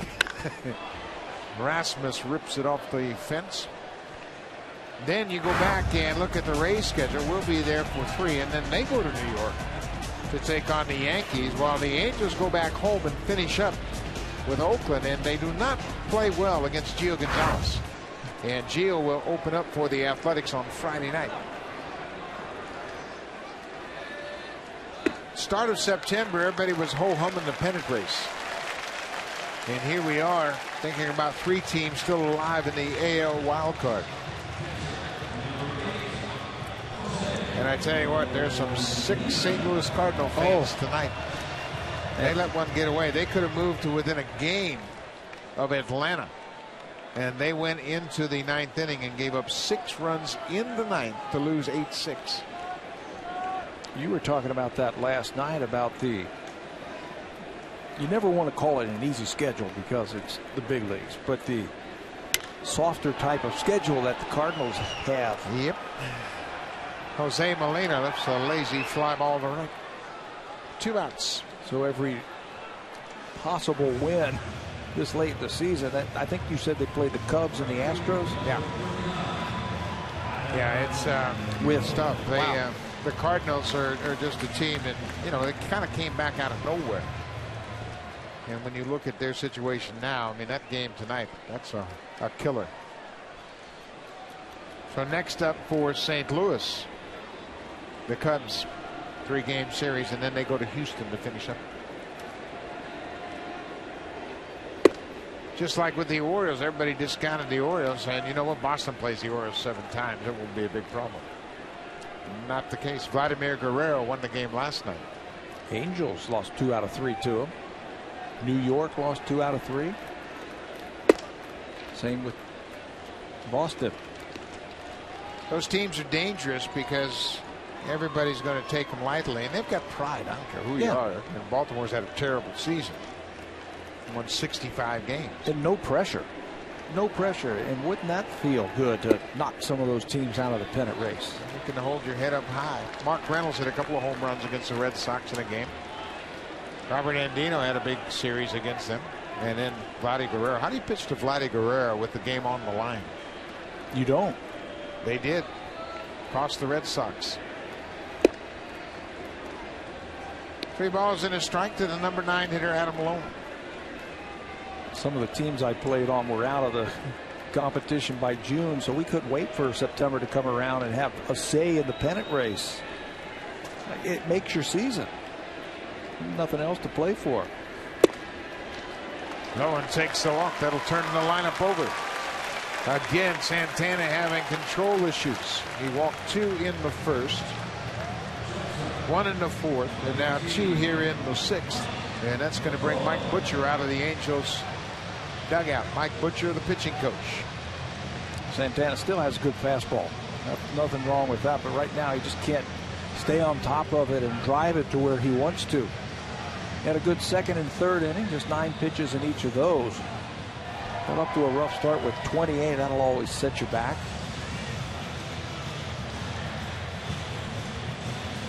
So Mike Butcher delivers his message. There are 2 outs here in the 6th inning.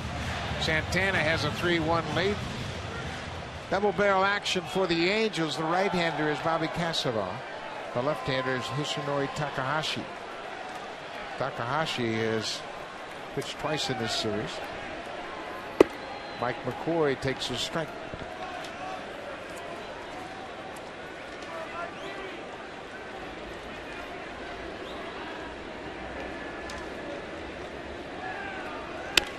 Breaking ball pulled to third. Callaspo goes to second just in time to get Lowen, and the inning is over. Santana gets out of the 6th. He walks a couple, but strands 2 more base runners.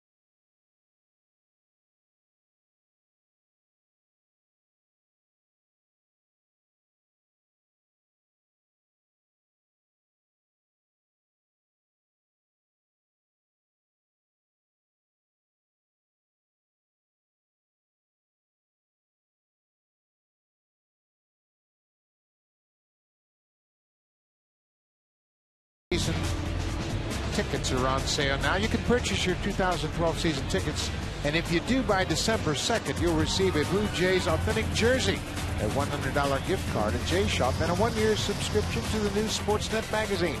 Receive great benefits and attend exclusive season ticket holder events all season long. Call the Blue Jays at 416-341-1234. Log on to BlueJays.com and order your 2012 Blue Jays season tickets. Lots of great things going on with this ball club. A lot of young players, a lot of energy, and we're going to see a few more. I thought it was very interesting. Alex Anthopoulos said you will see Nestor Molina and Drew Hutchison next year.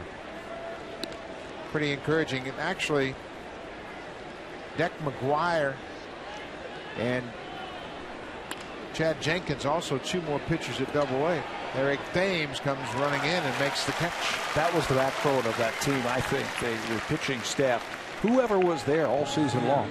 Henderson Alvarez was there for a while. Joel Carreño was there for a little bit. And when they were moved up, they had reinforcements from A-ball that they could bring in there, and they did a great job.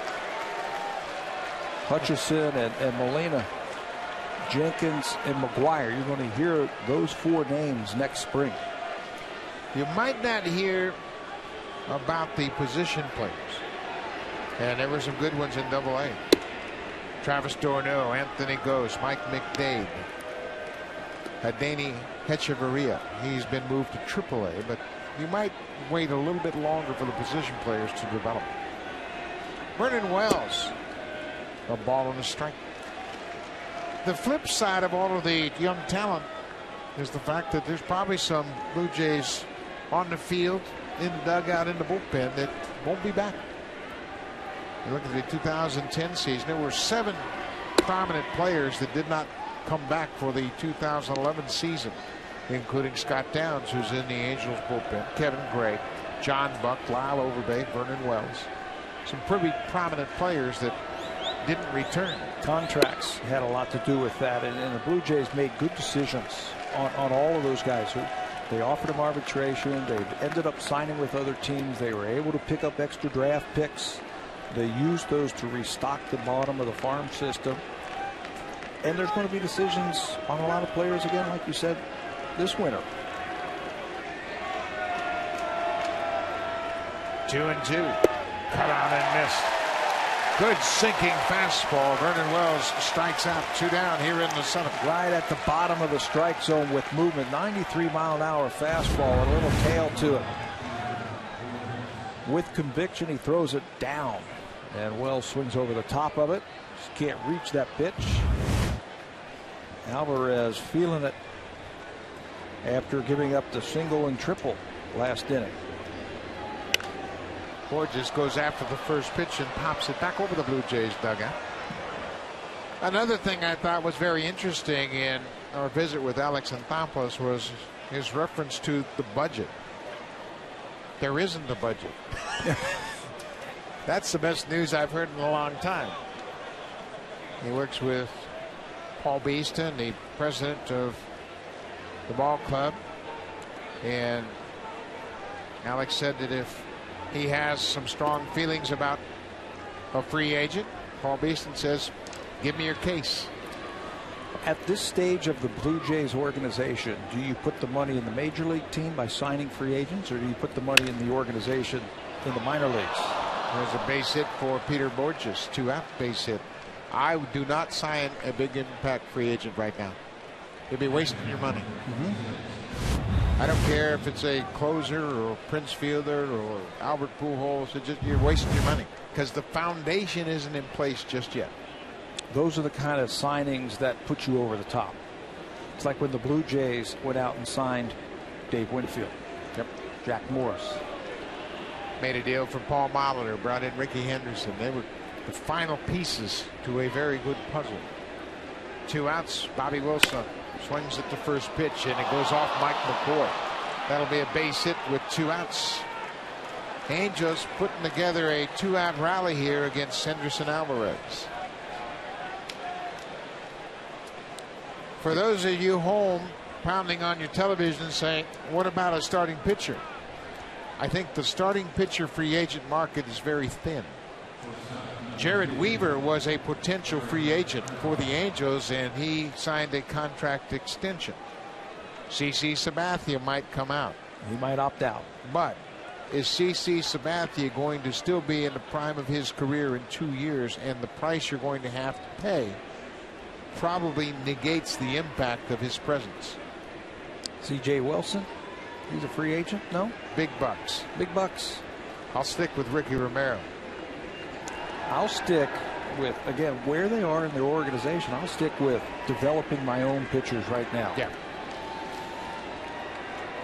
Put all my money in the farm system. Ground ball. Kelly Johnson at second. He's going to throw out Eric Ibar, and that'll end the inning. The Angels get a couple on with 2 outs, but they leave 2. Henderson Alvarez, another good start.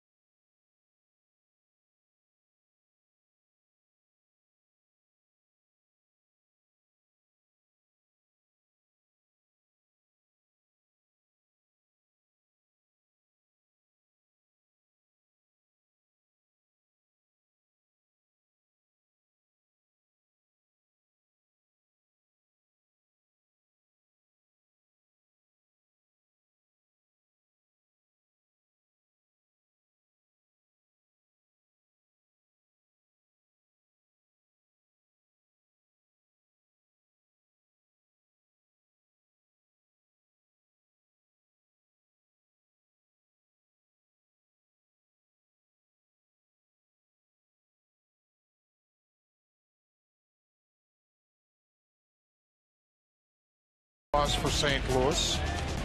Henderson Alvarez. Looks like his night has come to an end. He's had a good start. 7 innings. He trails by 2 to the veteran Irvin Santana.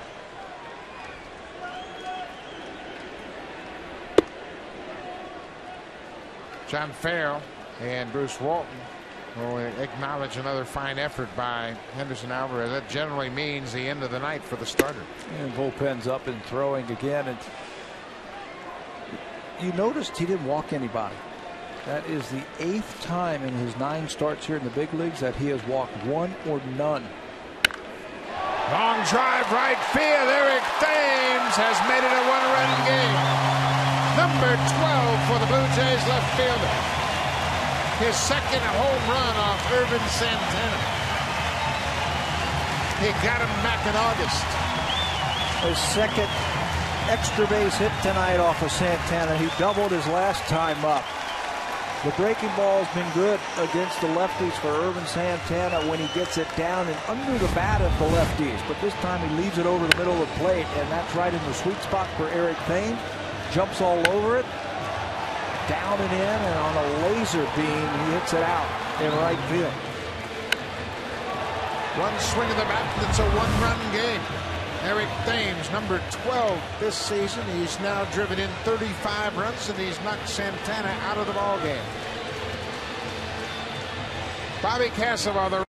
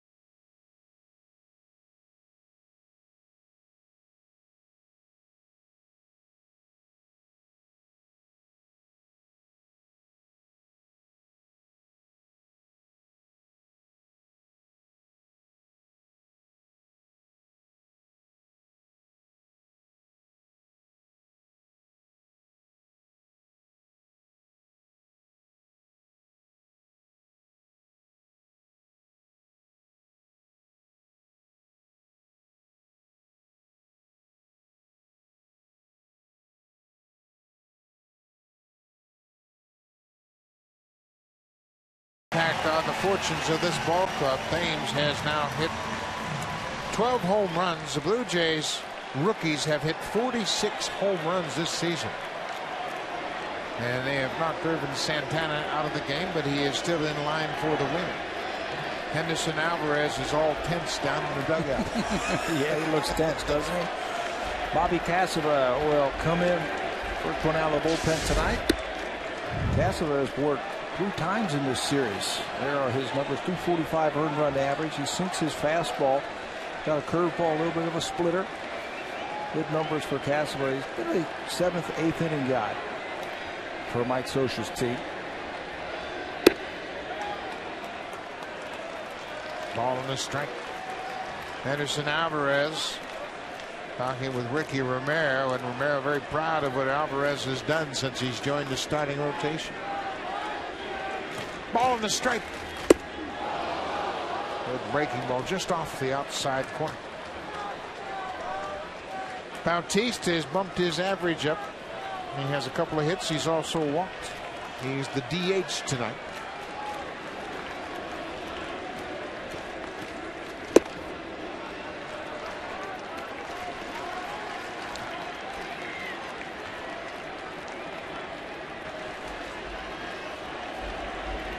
He can get some strikeouts with that splitter.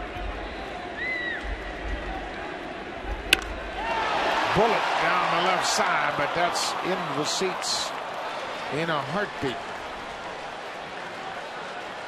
He's covered a couple of pitches tonight. He came within a couple of feet of his 43rd home run.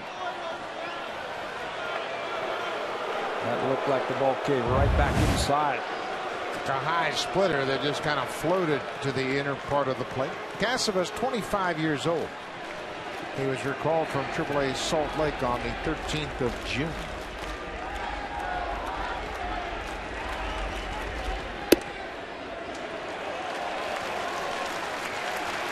Full count, nobody out. Here in the bottom of the 7th inning, the final home game of the season for the Blue Jays. Eric Thames led the inning off with his 12th home run.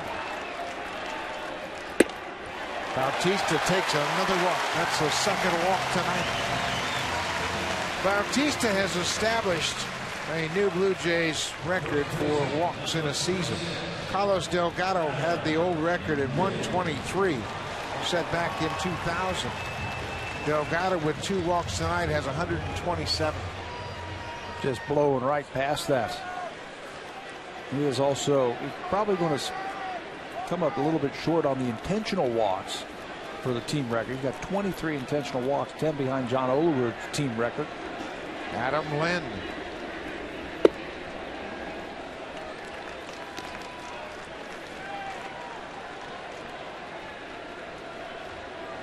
Lind is 1 for 3. Cassava has pitched well against lefties. They've hit just .235 against him.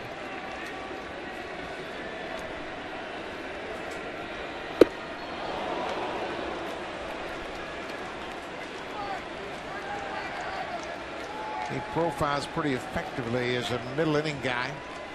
He's got a good moving fastball and a hard splitter. Walk leaders, Bautista 22 ahead of second place Miguel Cabrera, the only 2 with 100 walks in the AL.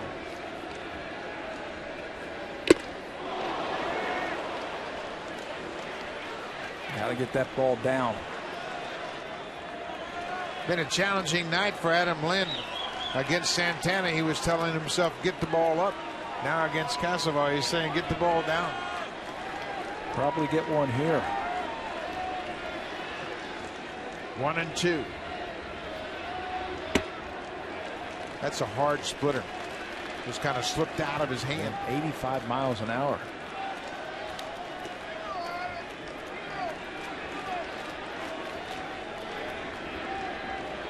Three-two ball game. Bobby Wilson with the signs.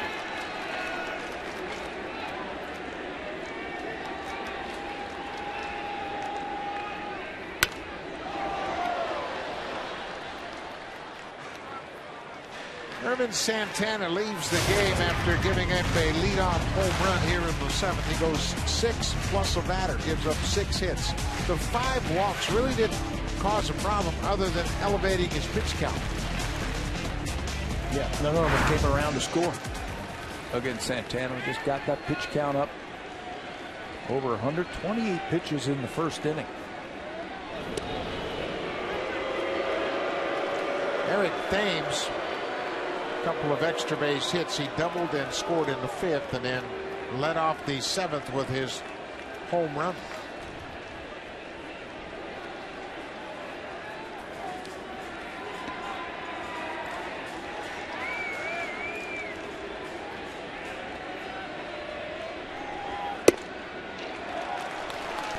Full count. Santana's control has been a problem. He's had 21 walks over his last 5 starts. That's not been a problem for Dan Herron. Herron walked 2 last night to bump his season total to 32. All the way up to 32. 32. Full count, nobody out. Bautista at first, he's not running.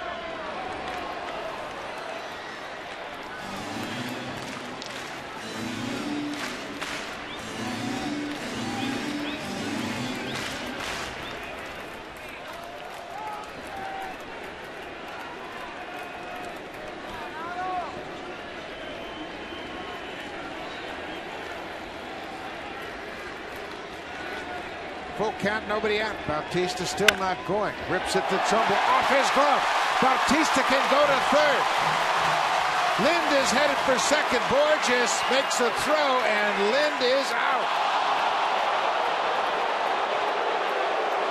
Lind is called out trying to move into second. And he's going to plead his case with the umpire at second, but that's not a good play. Plays right in front of you. I think he's arguing that he never was tagged. Adam Lind doesn't argue anything. But in his mind, I think he's thinking he wasn't tagged by, it looked like Howard Kendrick. Ball is kicked by Trumbull, and it goes all the way out into center field. Bautista's going to make the third base easily. Borges comes up quickly, throwing to second base. And he is called out at second.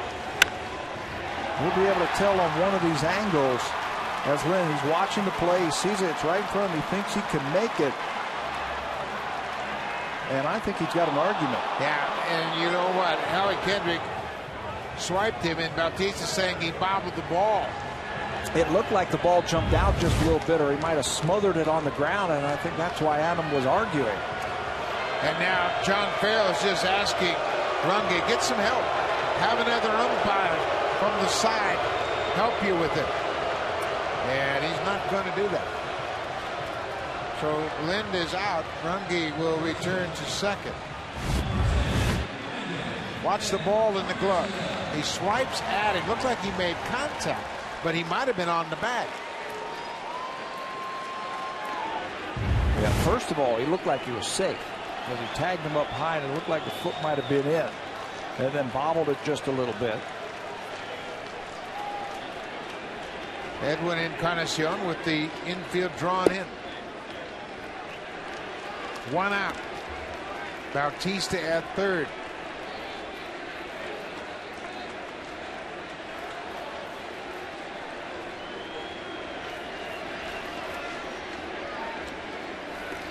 Bounced, and that'll go back to the wall. Bautista coming home.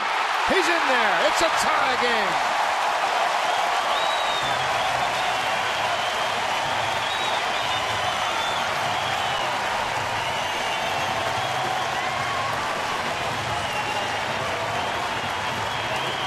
Got to be ready for anything if you're at third base. Angels have done a great job all season long, their catchers, of keeping that type of ball right there in front of them. But Wilson was set up on the inside. The ball went outside. He just doesn't have enough time to get over there and block it with his body. And that allows Bautista to score rather easily under the throw. 3-3 here in the seventh.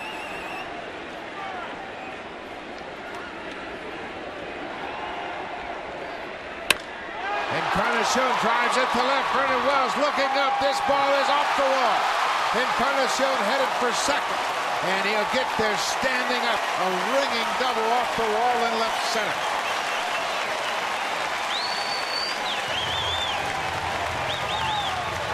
Blue Jays have hit the ball hard this inning already. Thames with a home run. Lind with the rocket off of Trumbull's glove, and now Encarnacion with a line drive off the top of the wall in left field. They tie it up. Encarnacion's in scoring position. Kelly Johnson, the scheduled batter. Hisanori Takahashi comes in for the third time in this series. It's a 3-3 game.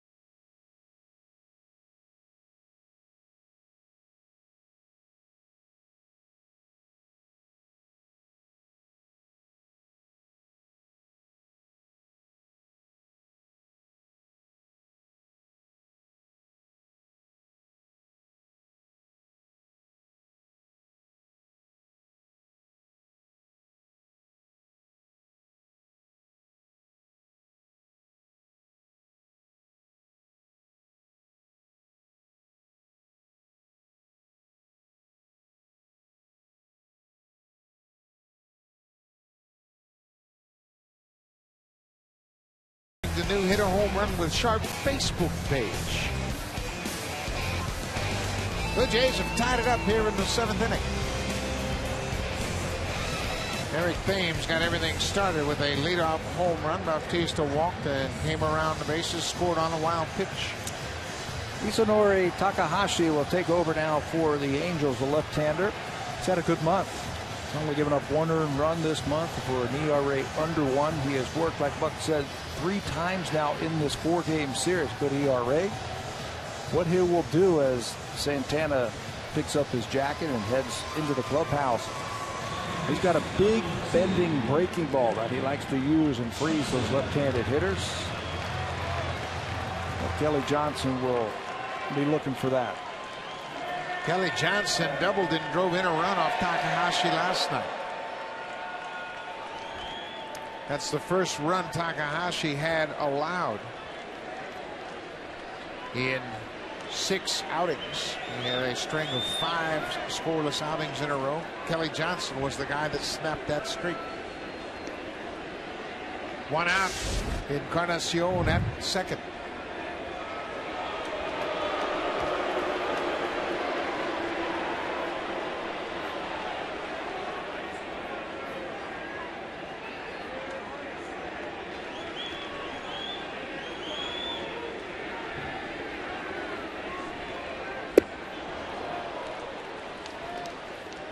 A flat breaking ball down and away, and Takahashi got Johnson to chase it. For the season, he's actually been a little bit better against right-handed batters. With that type of windup and the type of stuff that he has, a little slider, a breaking ball, you would think he'd be a little bit tougher against the lefties. Lefties have hit 270 against him, which is a high number. Certainly not what you want to see if Takahashi's going to be a left-handed specialist. Right-handers, 205.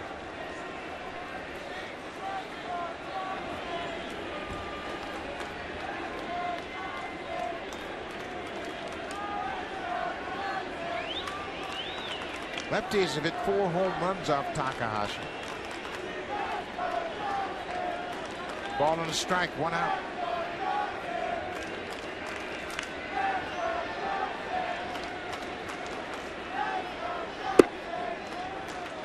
Inside.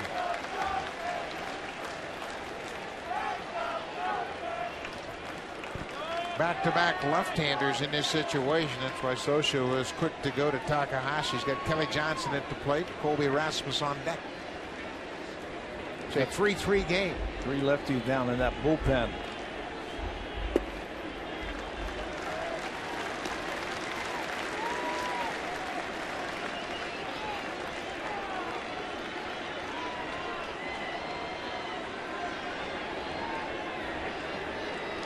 See the bullpen. Casava and Takahashi have entered the game. Still have Downs and Ramirez from the left side.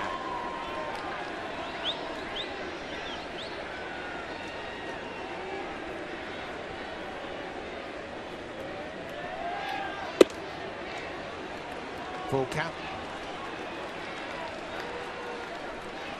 Kelly Johnson is at his best when he's shooting the ball to left field. Stays back, gives him a good opportunity, a good look at that breaking ball, especially against lefties. Yeah, lefties or righties, it doesn't matter. When he's staying back and tracking it, hit a couple of balls down the left field line in this homestand.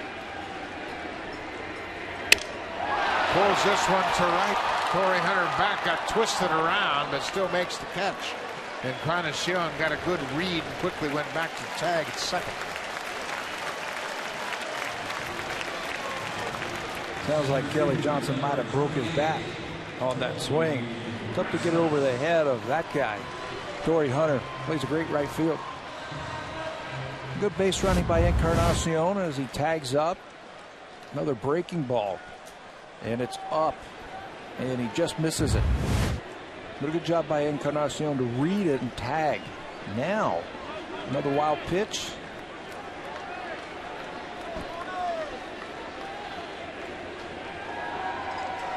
Two outs. Colby Rasmus.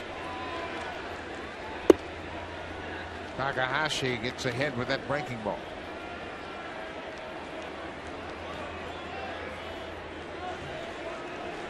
Callaspo has backed up at third. He showed that he could lay down a bunt. Did that the other day.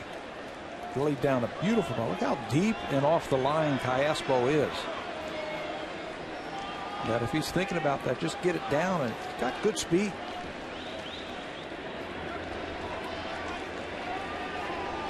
One and one, 2 outs. Good fastball catches the outside corner.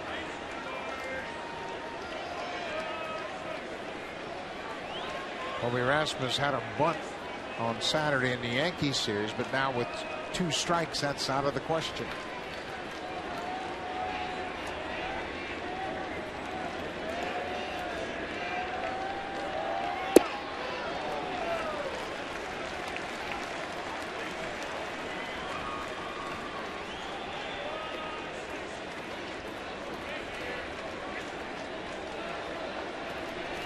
Jose Molina is on deck. Molina has been a clutch hitter all year long.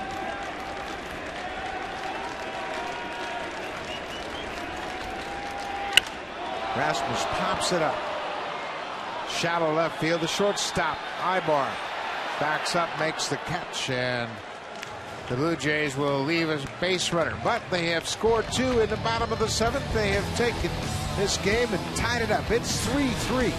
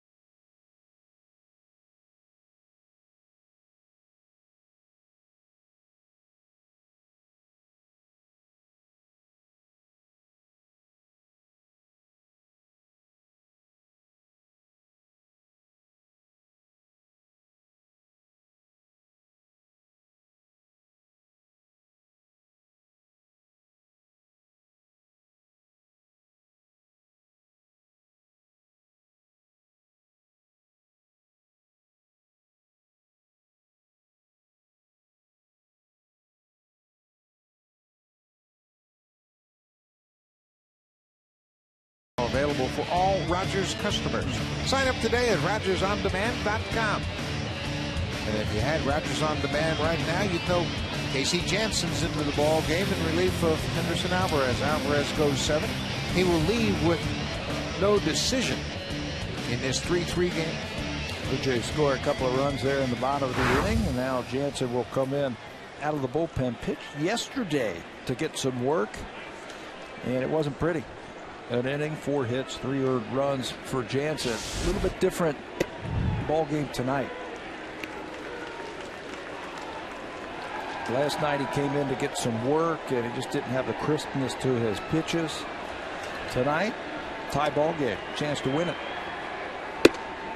Well, he's been great in these situations. Jansen is a perfect 6-0 this season, and he jumps ahead of Howie Kendrick. 0-2. Strike 3 call right on the corner. A 3-pitch strikeout. That's the first out of the top of the 8th. How about that for being crisp? 1, 2, 3. Paintage on the outside corner. Plenty high, plenty of the plate, and Howie Kendrick knew it.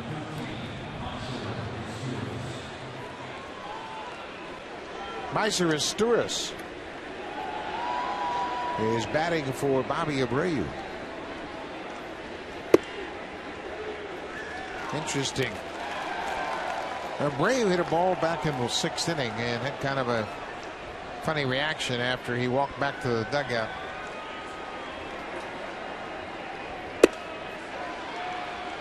Wow, pretty good pitch. Ball in the strike. So Izturis is pinch hitting for Bobby Abreu. Boy, Jansen sharp tonight. Yeah, working quickly. Last night was just the warm-up, the JV game. Tonight he's on the varsity. Yeah, he is pumping strikes.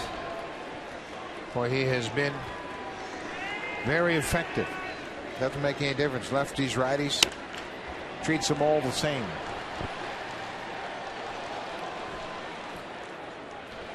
Up until that rough outing last night, Casey Jansen had a great streak going. He had pitched in 20 straight games, allowing just 1 earned run over a span of 23 in the 3rd innings. Goes all the way back to June the 4th. Last time that a team had scored more than 1 run against them.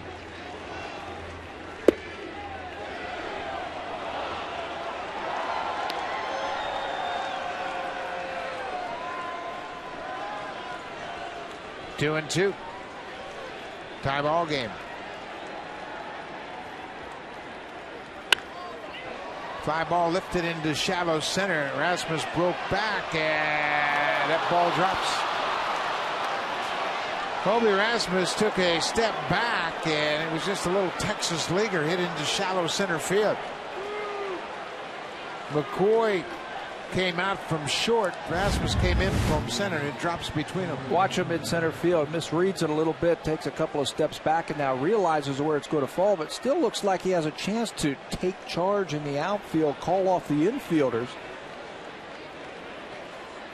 And then McCoy tries to make the play, so it falls in for a base hit for Izturis. Torrey Hunter with Izturis at first.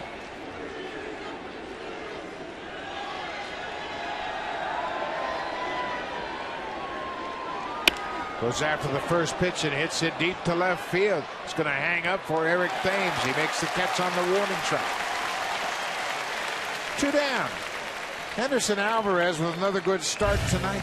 7 innings, 7 hits, no walks. He had a slider, a little bit better slider tonight. And if you start looking for that, he can pump that fastball by you. 4 strikeouts, no walks. It's now 8 times in his 9 starts that he has walked 1 or fewer batters this season. Another pitcher on John Farrell's staff that started in the minor leagues. And he started in the Florida State League all the way down in A-ball. Made his 9th start here tonight. Trumbo bounces it up the middle. McCoy gets there and he'll have to go to first, and the inning is over. We have played 7.5 here at Rogers Center. It's a tie game. Now it's time for a Jays Connected update. Here's Jamie Campbell, Greg Zahn from the Blackberry Broadcast Studio here at Rogers Center.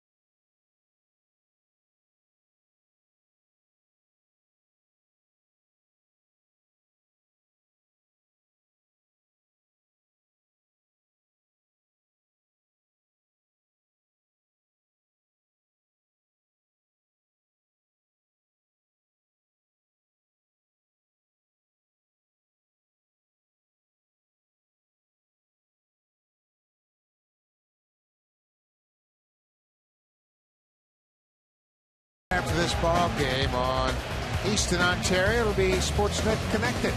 On Western Pacific, more big league baseball. The Giants at the Dodgers. Madison Bumgarner will go to the Hill for San Francisco against Hiroki Kuroda. You see Mike McCoy and Colby Rasmus talking about that pop-up that fell between them in center field. Former Blue Jay Scott Downs coming into the ball game. He's had a great year. You see 57 games. He's pitched 50 innings. A very good earned run average at 1.2, 3-to-1 strikeout to walk ratio. Scott Downs knows exactly what he wants to do when he comes on that mound. He'll sink his fastball, use a couple of different types of breaking balls, a good curveball that he'll use to backdoor hitters. Jose Molina goes after the first pitch. Torrey Hunter on the run, makes a nice running catch. Molina jumped on that first pitch. So now J.P. Arancibia will bat for Adam Lowen. With Downs in the game.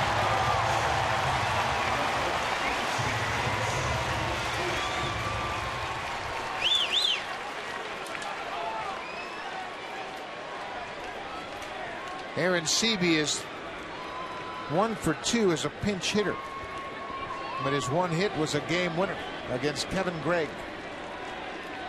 Another ex-Blue Jay, Kevin Gregg, and here's another one, Scott Downs.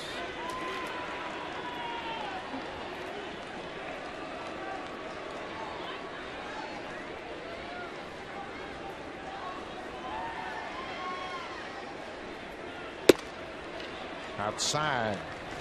Scott Downs was the losing pitcher in the series opener on Monday night. He lost that game in the bottom of the 10th inning. Adam Lynn with a ground ball to a 5-man infield, and Mike McCoy scored the winning run. This is popped up. Trumbo over, has room on the warning track, makes the catch. Arancibia is retired. There are 2 outs. He then came right back and then picked up his first save of the season the next night. Picked up that save in a 10-6 ball game as he entered the game with the potential tying run on deck.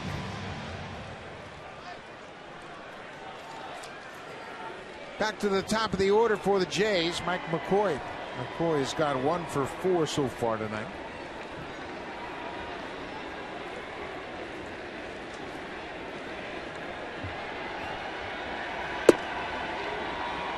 Downs works right at the bottom of the strike zone. He goes right after those right-handers. He'll sink his fastball again, throw a breaking ball. A couple of years ago, he tried a slider. He tried some other pitches. He goes, I got to go back to my bread and butter. Sink the fastball, mix in a curve. And it has worked quite well for him. It's a tough combination. And it's an unusual combination. Generally, lefties will throw sink or slider. But his curveball is a good one. Yep. And he can throw it to the right-handers like the one we just saw right there to McCoy. There he tries and throw it to the back shoe. He'll also throw it where he tries to clip the outside corner. We saw that against Jose Molina a couple of nights ago that he got a strikeout with. 1-1. High strike. Downs doesn't do that very often. Just to keep the ball on the ground. But right here in this situation, McCoy's not the type of guy that can knock the ball out of the ballpark, so he can run one up there every once in a while.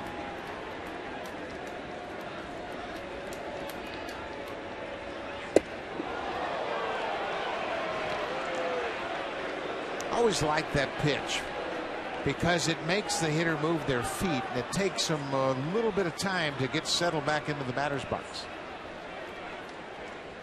You never want to get those hitters too comfortable. You move their feet like that, throw one down and in, they got to reset themselves. Find a new toe hold. Trying to get him to chase.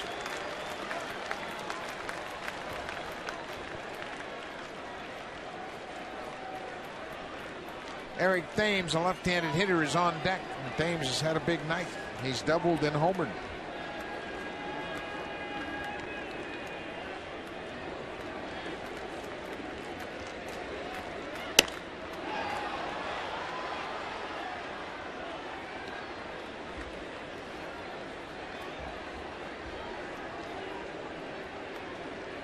Good battle going on here. McCoy trying to reach base with 2 outs.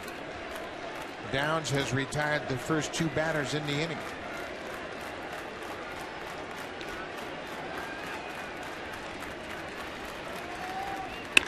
High, deep drive, left field. Vernon Wells looking up at the wall and makes the catch. He jumped and pulled it down. McCoy made a bid to give the Jays the lead. We will go to the 9th. It's tied 3-3. Now it's time for a preview of Connected. Here's Martine Geyer.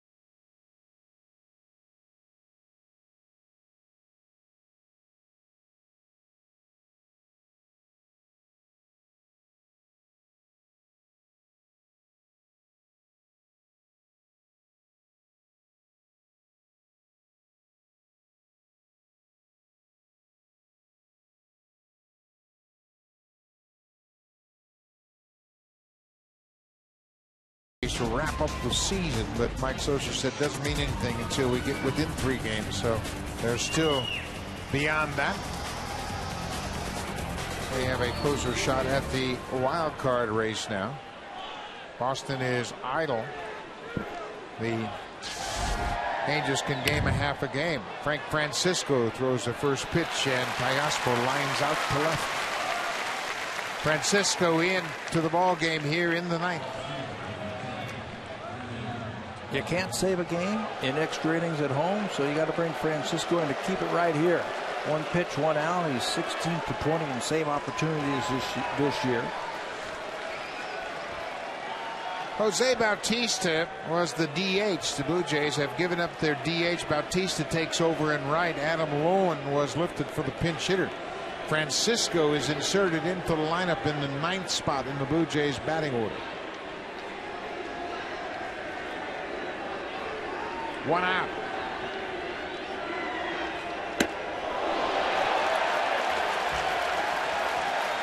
Much better fastball now from Frank Francisco. His arm speed is a lot better. This time he pushes Vernon Wells off the plate, just trying to jam him with the fastball. Wells 0 for 3 tonight, but he's had 6 hits in the series, including a pair of home runs.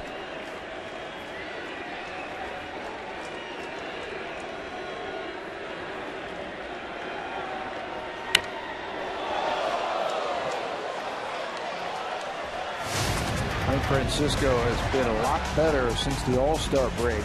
24 to 3rd innings before the break, 24 to third innings after the break. Look at the earned run average, the save opportunities, opponent's batting average. All of that, I think, because he's got better arm speed, and that creates a better curveball and a better split that he has to go along with that very good fastball. Started out the season on the DL. And it took him a while to gain his arm strength. John Farrell was talking about Francisco today, looking forward to next year, saying Francisco's got to work to get his arm in shape earlier in the spring, and it took him a while to get that fastball. He didn't throw hardly at all this spring. Shut down a couple of different times, and then again started the season on the disabled list. So his arm wasn't in shape when the season started. It is now, though, and he's been lights out. The best he's thrown at any point of the season right now.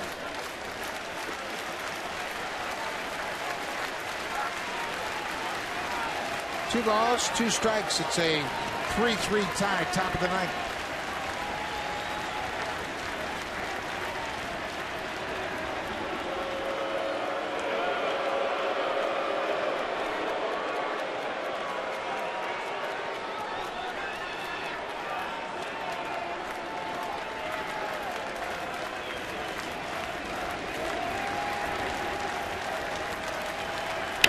Breaking ball pulled to third, backhanded by Encarnacion on the money.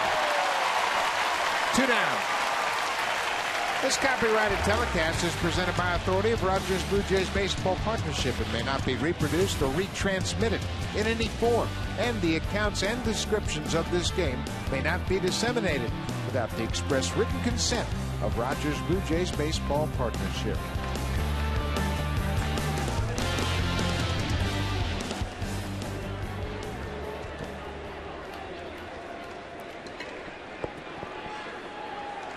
Two outs. Peter Borges goes after that first pitch splitter, trying to ambush a fastball. Yeah, that's what he's been doing this whole series. So the Blue Jays have changed on him. Started throwing in a few first pitch off speed. Keep him off the bases. 15 bunt hits this season. That's second most in the major leagues.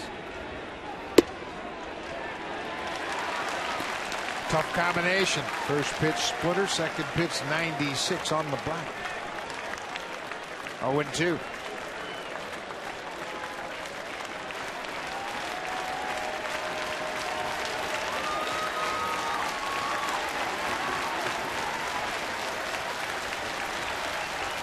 Curveball bounced in the dirt.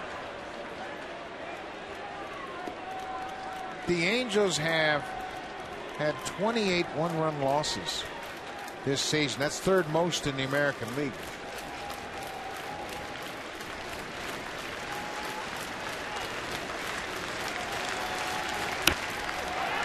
Borges fights it off, stays alive.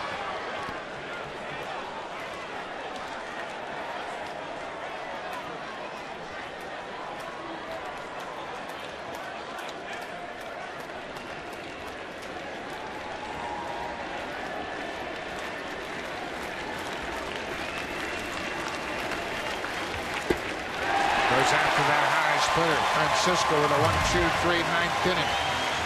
The Blue Jays will bat bottom of the ninth. There at Thames, homered his last time up. Bautista has had a perfect night. Adam Lind also has a hit.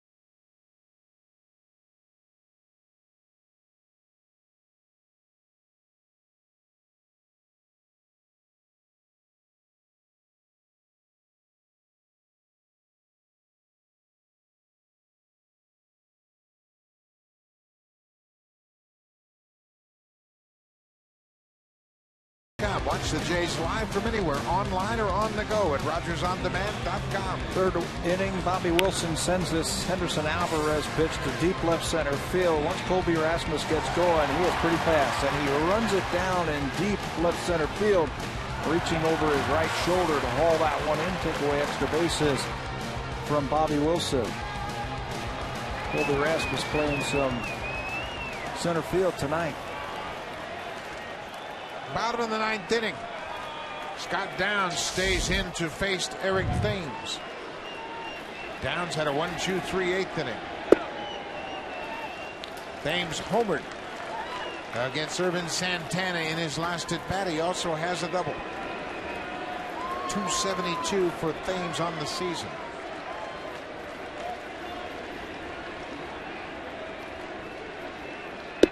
Curveball for a strike. Bautista on deck. He's walked twice, he's doubled, he's singled, he's driven in a run, he's scored a run. And he was the DH until the top of the ninth. Down and away. The Angels have been victimized by 12 walk-off losses. Lucky 13. Yeah. Blue Jays have 12 walk-off wins this year. Good eye. 3-1. Jordan Walden, big powerful closer, is loosening up for the Angels in the bullpen. Thames has to get a good pitch to hit here. The pitch that you want, and he's very good down and in. Slices it down the left field side and into the seats. I find it interesting how the outfield now is deep and they're spread out. Remember early in the game against Irvin Santana when he was on the mound, they were bunched together in the outfield. Now they're a little bit deeper. They're a little bit more fanned out to keep the ball from going to the wall. That's no doubles defense right there. Full count. Bouncing ball. Kendrick gets a high hop. Thames is retired. Right fielder, number 19, Jose Bautista.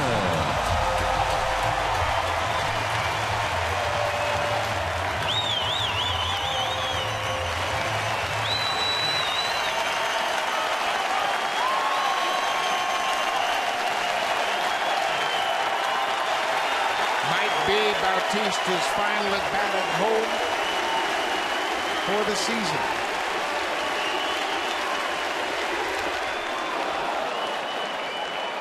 And from that swing, it looked like he wanted to send everybody home on a high note. Ball got Bobby Wilson on the foul tip. Downs will turn over this pitch. Looks like it got him in the right foot. Take a look at that swing. He was thinking one thing right there. Walk off. MVP chants here at Rogers Center. And well deserved.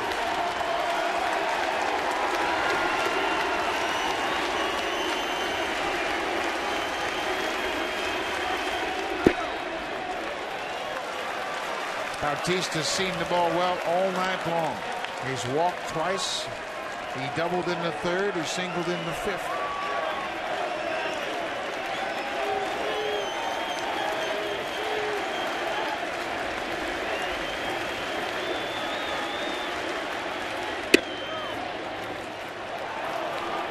Downs has given up 3 home runs all season long. That time he crossed up Jose and threw him another curveball.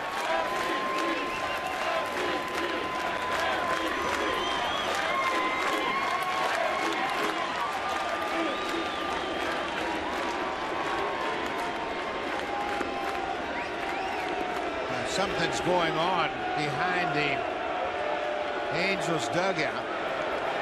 Not sure what it was, but the umpires picked up on it. Third base umpire Vic Carapazza. Maybe a flash from a camera.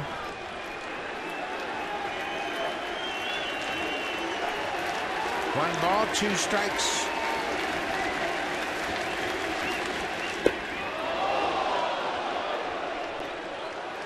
Breaking ball. Down and in. That's that curveball that he'll throw to a right-hander right by his back shoe. That time it looked like it went between his legs.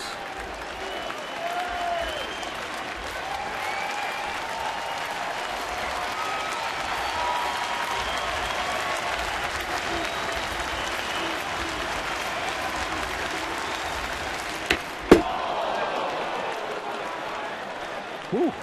Downs might not want to throw that one again. No.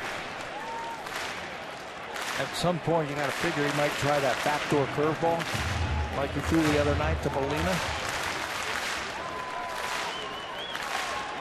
Whatever that last pitch was, don't go there because he got away with one.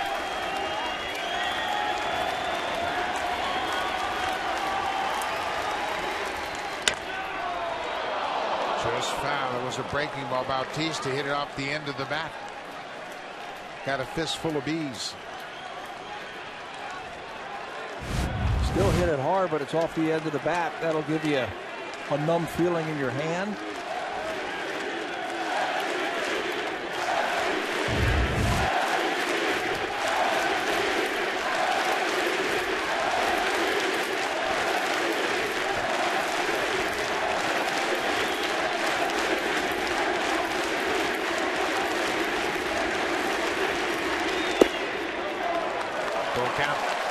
Tried to quick pitch him. Downs is very deliberate to the plate. That time it looked like he tried to quick pitch him. Bautista's already got his stance in the batter's box. 3-2, 1 out, 3-3 ball game. Base hit left field. Wells is deep. He'll cut it off. Bautista around first. He'll stop there. He's been on base 5 times.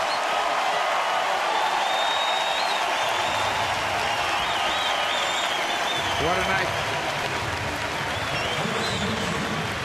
And as soon as he hits this ball from Downs, he's thinking too. Got his head down. He's going to come out of that batter's box on fire, and he's going to make Vernon Wells stop him. And this is why you play the outfield deep late in the ball game, so that ball doesn't get by and you can cut it off and hold Bautista to a single. The winning run is aboard. The outfield continues to play deep to try to cut off any extra base hit. Bautista could run.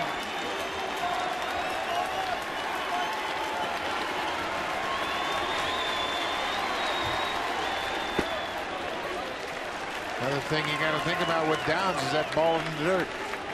Throws that curveball and he'll try to get Lynn to chase.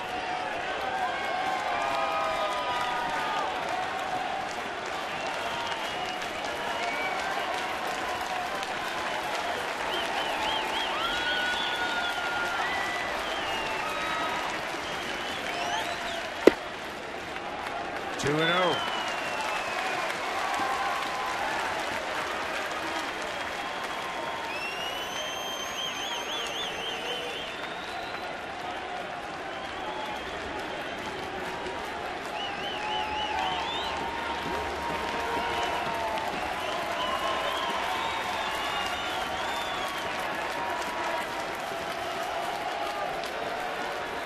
Encarnacion on deck. If he gets to the plate, he'll probably face Jordan Walden. Take one shot right here. See if you can guess with Scott Downs. 3-0.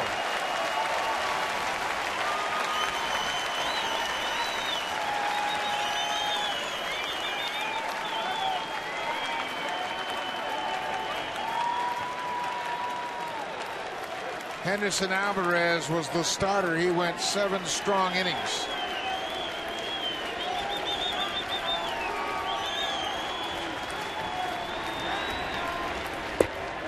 He walked. The winning run is now at second base. Mike Scioscia will walk to the mound. He hasn't made the call yet. And now he has summoned Jordan Walden, the right-hander. Downs will leave and turn this game over to the big right-handed closer.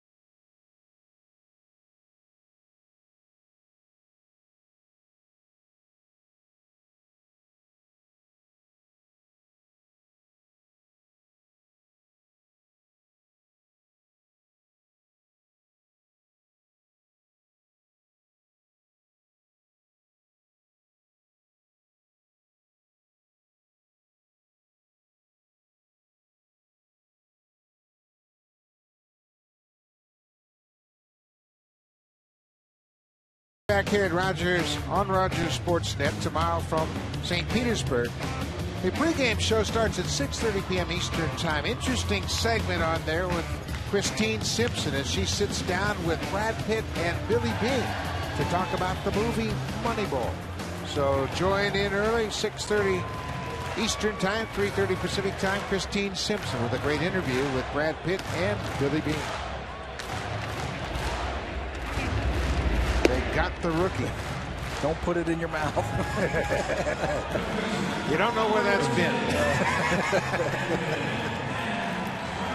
Jordan Walden into the ball game. He is the closer for the Los Angeles Angels. 31 for 40. And he can save opportunities. Walden throws hard. 63 strikeouts, 23 walks. He's here to save it and save that run from scoring. Edwin Encarnacion had a walk-off single against the Angels right here on August 14th. Tries to do the same. 99 from Walden. He has thrown several pitches at 100 miles an hour this year. He's got a good fastball, a good slider. He hasn't worked in 8 days, though. Bounced a couple of pitches while he was warming up, so that's something that you got to be aware of if you're one of the base runners.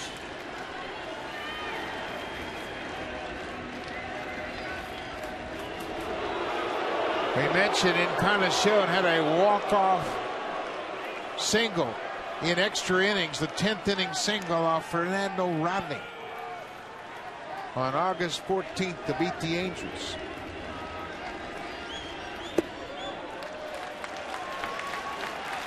.99 down low, ball on a strike. Got a great arm. 31 saves, that's 5th most in the American League.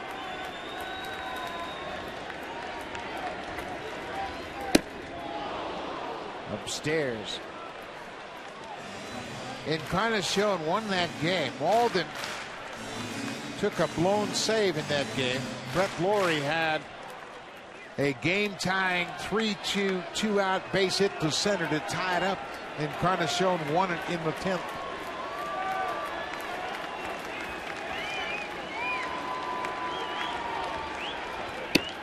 Two and two.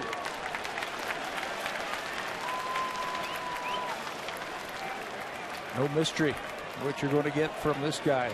He's going to come right after you with that heater. All you have to do as a hitter is make sure you get that bat head out. Bouncing ball. Kendrick goes to second for one. That's all they'll get. Bautista with a turn and got back to the bag. 2 down.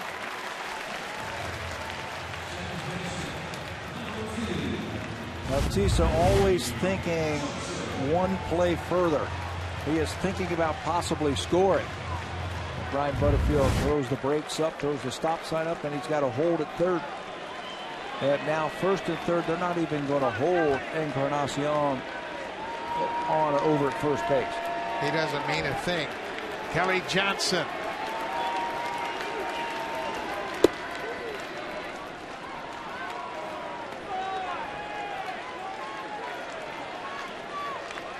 Nothing but fastballs from Walt.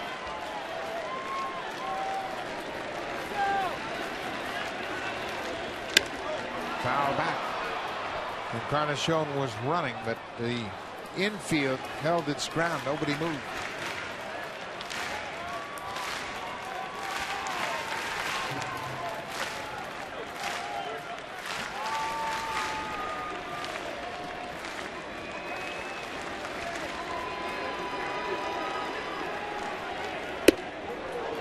Way inside.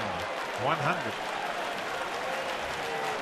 You don't have to think about what you're going to get. If you hit, Jordan Walden's bringing it.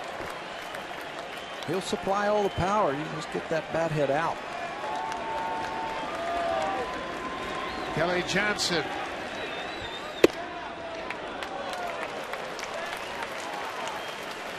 Johnson's a good fastball hitter.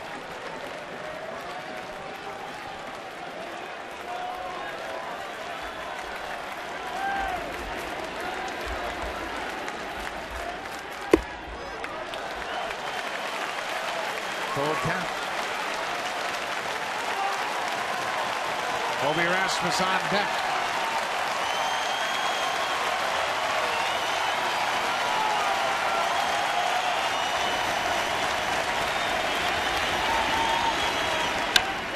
Popped up. Vernon Wells, the left fielder, makes the catch. The inning is over. We'll go to extra innings. Jordan Walden comes out and slams the door in the ninth.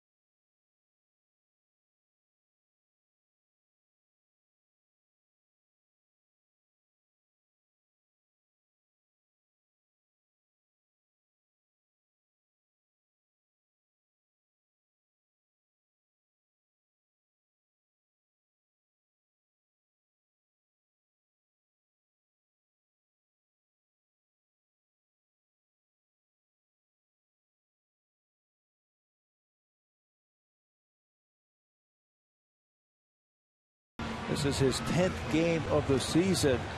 The Angels got to look at him a couple of nights ago when he came in and threw 2 innings, gave up just 1 hit, had 3 strikeouts against Los Angeles.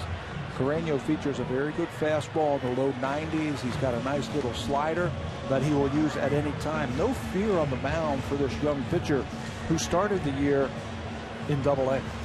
How about that? You get a starter that began the game in Henderson Alvarez, and now Carreño comes in extra innings. Pinch hitter for the Angels will be Russell Brandon. The batting for the catcher, Bobby Wilson. Randy's got a lot of power. Good fastball hitter. He's always looking to jump on that first pitch fastball and try and drive it out of the ballpark.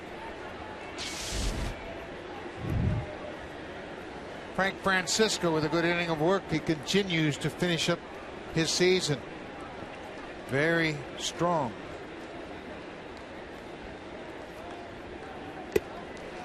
Boy, Carreño, he can throw that slider anytime he wants to for a strike. Angels getting their first look at Carreño. 3 strikeouts the other night against him, and he used the slider effectively, neutralizing some of those bats.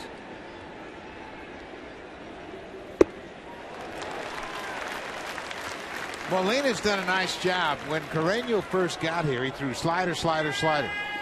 And Molina has influenced him to balance out the slider with that good sinking fastball. He's got a good fastball. That last pitch, 93 miles an hour with some sink to it. And like Henderson Alvarez, he can control it. He can throw it to the inside part of the plate, the outside part of the plate, but his bread and butter has been that nice slider. Another slider for a strikeout. First out of the 10th. Carreño, another one of the Blue Jays players that wasn't on the roster to start the season. Wasn't on the radar, really, in spring training. It was one of the early cuts in spring training, went down to the minor leagues and proved that he belongs here. Had a good year in Double-A. The Angels, in extra innings, have 12 losses. That's the most in the American League. The flip side of that, the Blue Jays haven't lost a game in extra innings here at home. First pitch strike. The Blue Jays in extra innings at this ballpark are 10-0. That's never happened in baseball, where the home team doesn't lose an extra inning game.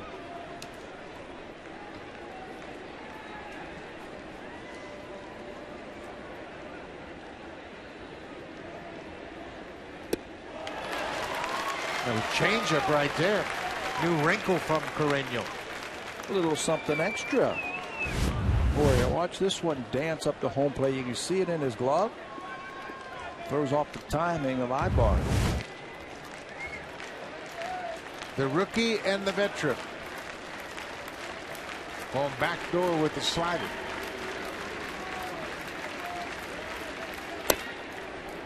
Ibar fouls it off.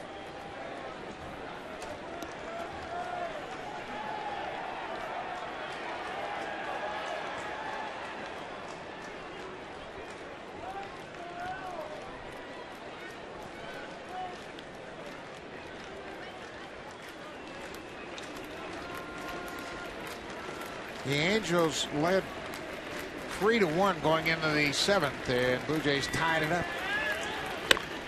And the breaking ball pulled foul. Eric Thames led off the 7th with a solo home run off Irvin Santana, then knocked Santana out of the game. And then they would tie it when Jose Bautista scored on a wild pitch by Bobby Casavar. Bautista was DHing at the time. Now into the game in right field.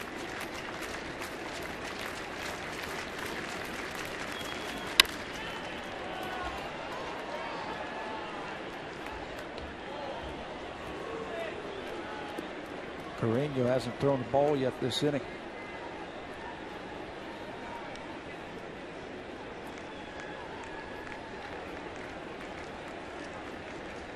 Look at that, 8 pitches, 8 strikes.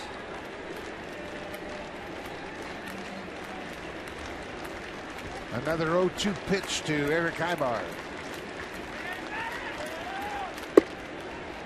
Missed the outside corner. Good crowd here tonight. Final home game of the season, 22,343. And they've been treated to another good ball game. 3 runs on 8 hits for each ball club. Bouncing ball. Kelly Johnson is there. 2 down.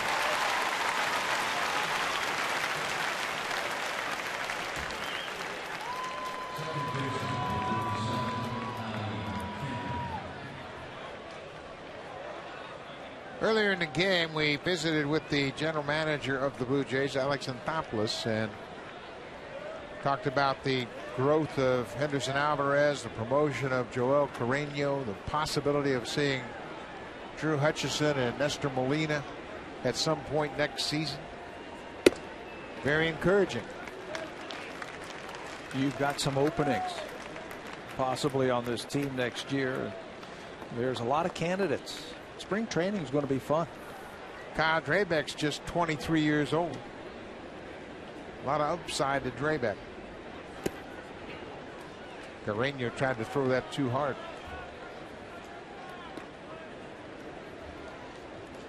But Alex Anthopoulos mentioned one thing I thought was very interesting. He said most of the teams you see that have won recently have a core of homegrown talent. The Angels, when they won in 2002, were all homegrown. Kendrick lifts the lazy fly ball into center. Rasmus is there. How about Joel Carreño? Extra innings, no problem. A 1-2-3 10th.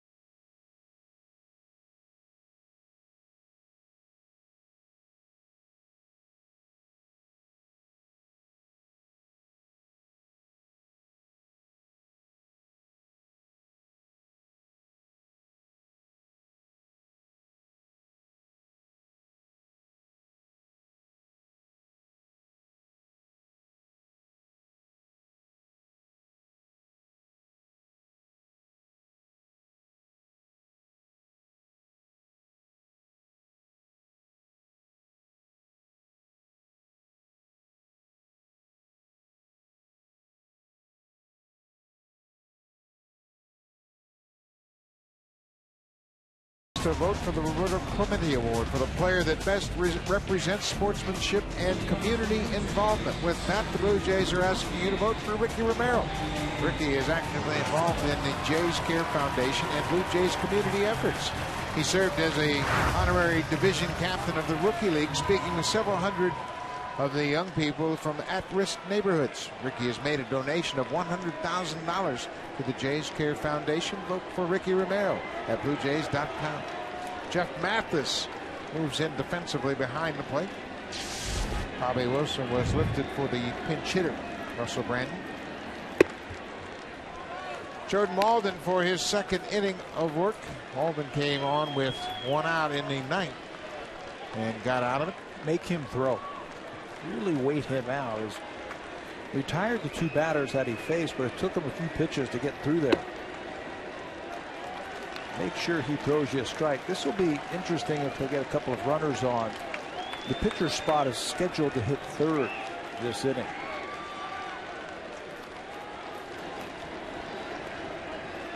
The Angels have more position player options than the Blue Jays.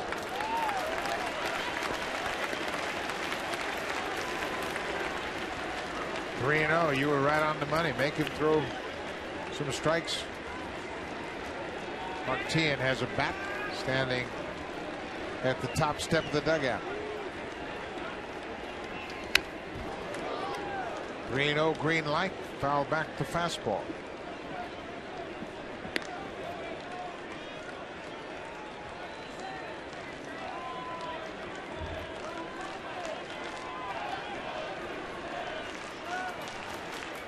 Jordan Walden has pitched an inning and 2/3 twice this season. Rasmus with the leadoff walk. That's the Start of the bottom of the 10th. The last time Jordan Walden went an inning in 2/3, and that's what he would have to do to keep this game going, was August 20th against the Orioles. This is a huge game for the Angels. The Red Sox are idle. The Rays have already won. They are currently tied. Yeah, Rays are going to win that game. They are up 15-6 in the bottom of the 8th inning, so that's going to be a win, and they'll pull within 2 games in that wild card. I want to talk about defensive strategy now after the leadoff walk to Colby Rasmus. I'm sure Jose Molina will be trying to sacrifice here. He's got 3 sacrifice bunts this season. So they want to make sure everybody's on the same page, how the defense is going to set up, how they're going to pitch Molina.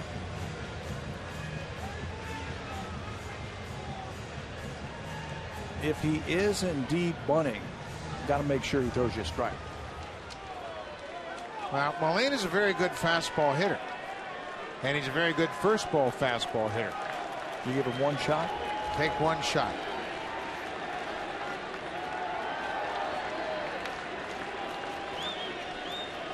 Rasmus hit first. Well, he looked like he was squaring around, but that might have been a decoy. That's a deke right there. The problem you have, if Molina does bunt and bunts it to an infielder, you got a chance to get him doubled up. Yeah. He bunts it firm, you're right.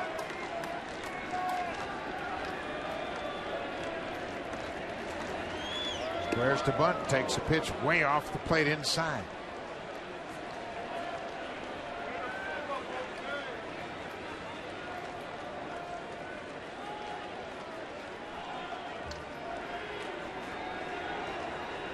Rasmus has good speed. He is yet to have a steal attempt with the Blue Jays.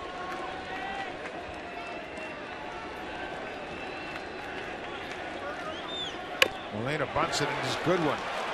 Walden will go to first, and Kendrick is there. Molina's retired. The winning run was at second. Good job by Molina. Deaden that ball, catch it on the end of the bat, and just deaden it out in front of home plate. Perfect by Molina, his 4th back bunt this season. Pinch hitter batting for the pitcher is Martin Tian. Remember, the Blue Jays lost their designated hitter. Jose Bautista went into the ball game defensively in the 9th. Molina with a job well done.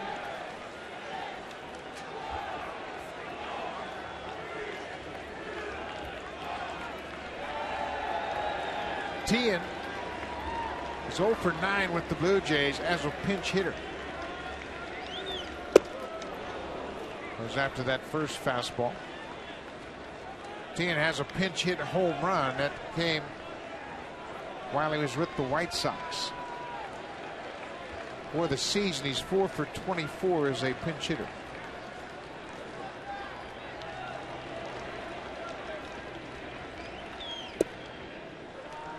He can throw you a strike. I would just shut off the whole right side of the infield. Just try and stay on the ball as long as possible and just hit the ball to left field. Outfield deep. Good throwing arms.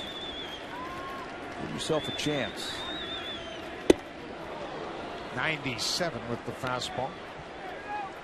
Walden hasn't thrown anything but fastballs.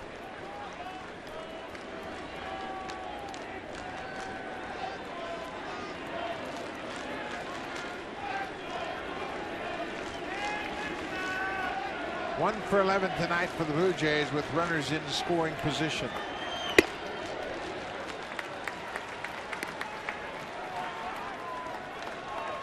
Two and two.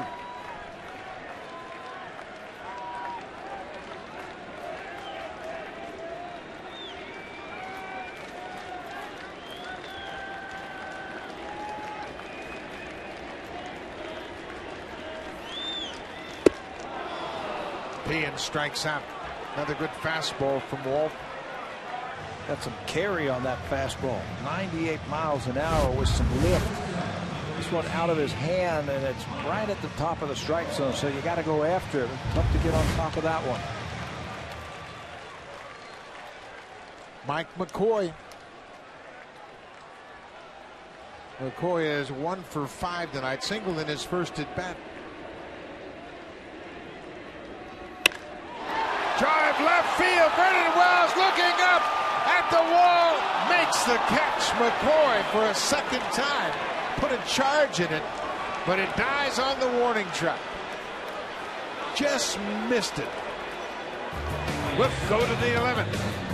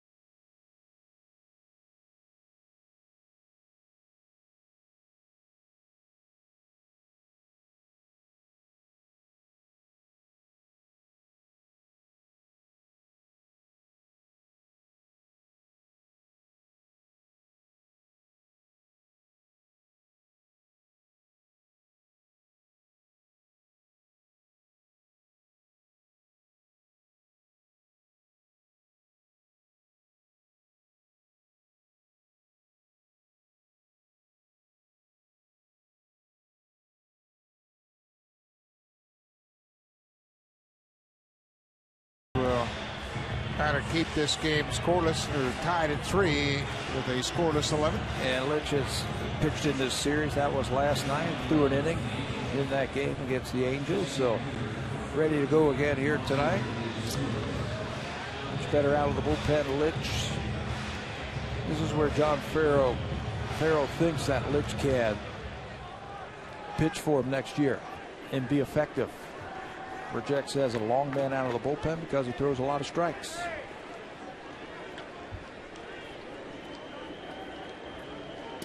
Meister Astores came into the game as a pinch hitter in the 8th inning. Had a base hit to center field. Let's get ahead.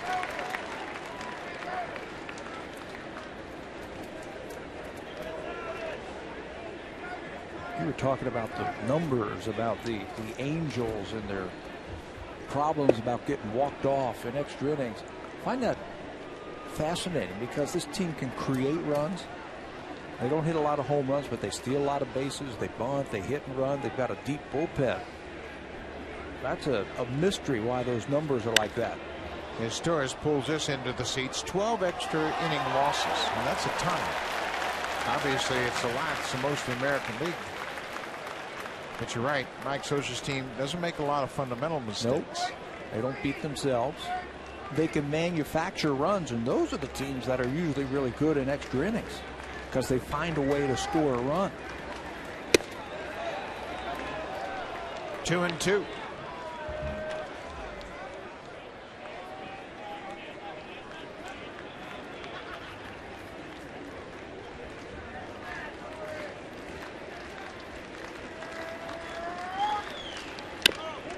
Pulled on the ground, first base. Lynn has to wait for it. He's got time to shovel it to Litch. Astores is retired.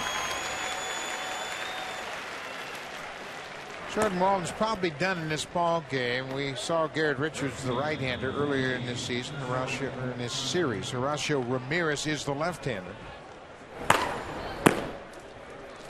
Expanded rosters here in September certainly help you out in an extra inning game. September baseball, there's nothing like it.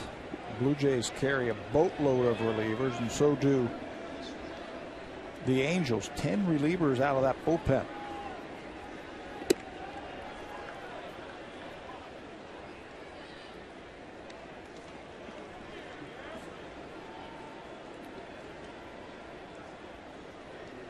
Torrey Hunter.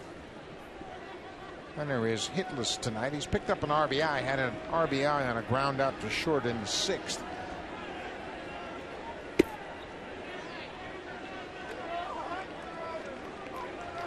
See all of the pitchers for both teams that have been scratched out of this game, but there's still plenty of arms left. 12 relievers tonight for the Jays, 10 for the Angels. You can play all night if you want to. These type of rosters. Tell you what, Chad Beck opened some eyes last night. He worked an inning, picked up a couple of strikeouts. His second inning in the big leagues.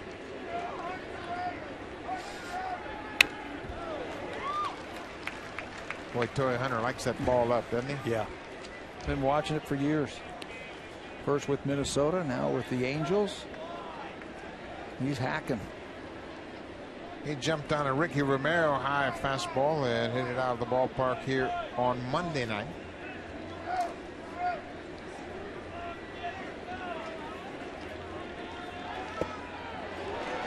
Did he go? The appeal at first. Yes, Marvin Hudson said Hunter went too far.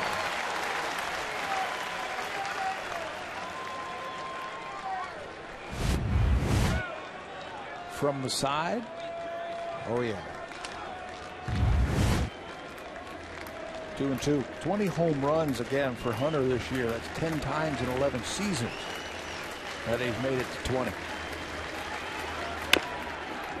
Off the end of the bat. Litch comes over near the foul line and throws Hunter out. 2 quick outs here in the 11th. Litch is a good fielder. Fields his position well, gets off that mound. He's got quick hands. Watch him just pounce on this one. Stay over the ball and then make a good feed.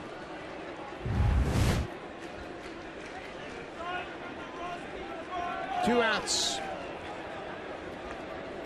Mark Trumbo has gone 0 for 4 with a couple of strikeouts.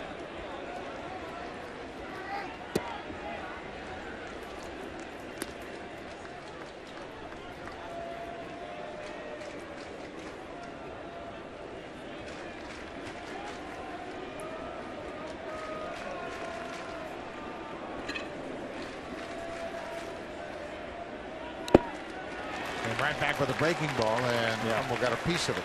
Keep it down. You look for that breaking ball. Keep it down and away. Make him reach for it. Got great power. Trumbo is just a home run and 3 RBI shy of becoming one of just 5 rookies in the last 25 years to have at least 30 homers and 90 ribbies. Pops this one out of play. He is 2 home runs behind Tim Salmon for the Angels rookie record in home runs. Salmon hit 31 in 1993.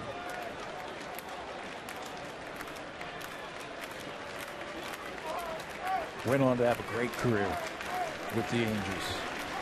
Great career.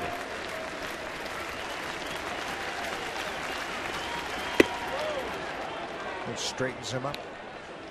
Now, if Litch wanted to, this would be a perfect time to come right back with that same pitch. Generally, you go fastball up and in, breaking ball down and away. Let's see what Molina wants to do here. Wants a fastball away. Made him reach for it, and Jesse Litch catches the liner. A couple of good defensive plays by Jesse Litch. He has a very good 1-2-3-11. Trumbo reaches for it, so does Litch, and Litch makes the out.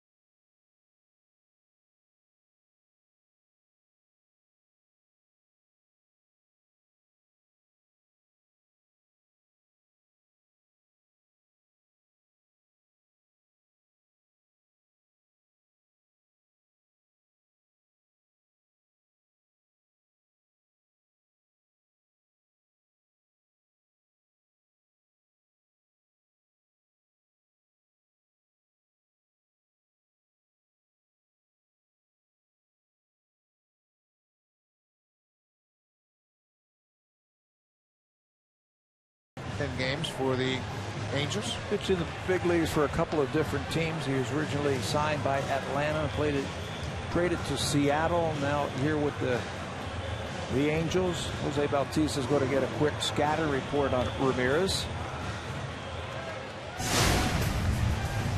7th inning, leading off against Irvin Santana. Eric Thames goes down and hammers a breaking ball, a line drive home run. Started to come back right there with that swing. Sped his bat up with that curveball. It didn't get under it. He just hits it on a line into the bullpen in right field. Blue Jays would go on to score another run to tie it up, and that's where we sit here in the 11th.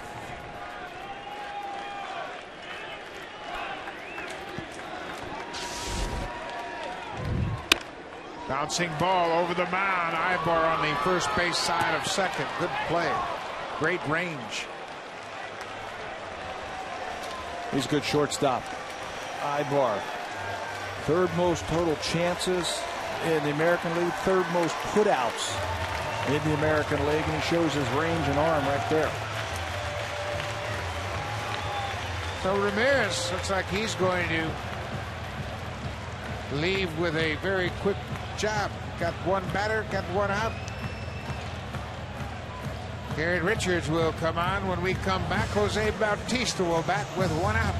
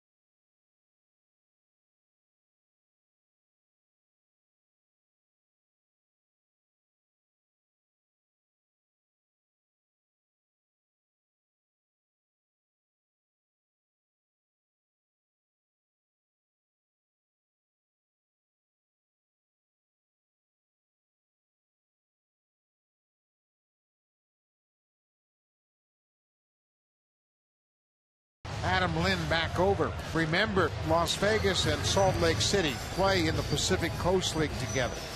So Thames has an idea about Garrett Richards. Probably played against him in the minors and had some information. Said, you know what? Let me tell you about this guy. Just 5 games for the Angels, a couple of starts for Mike Scioscia's team, an ERA of 8. He's only pitched 8 in the 3rd innings. He's had 7 strikeouts and 4 walks. Teams are hitting .342 against him. He's got a very good arm. Sinking his fastball. He's got a slider and a changeup. Pitched the other night here. Did Richards. 2/3 of an inning. Gave up a run and a hit. Jose Bautista. Richards trying to go down and away. Left one on the inner half.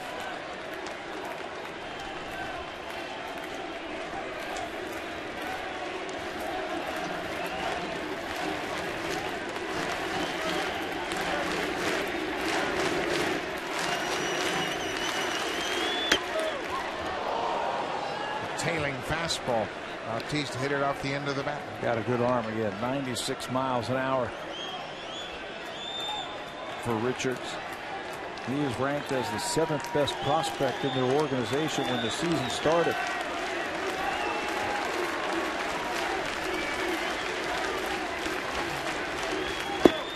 Breaking ball.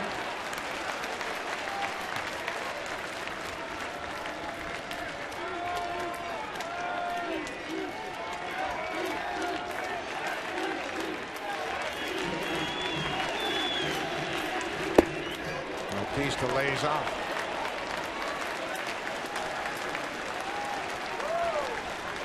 Eleventh inning, 3-3 ball game.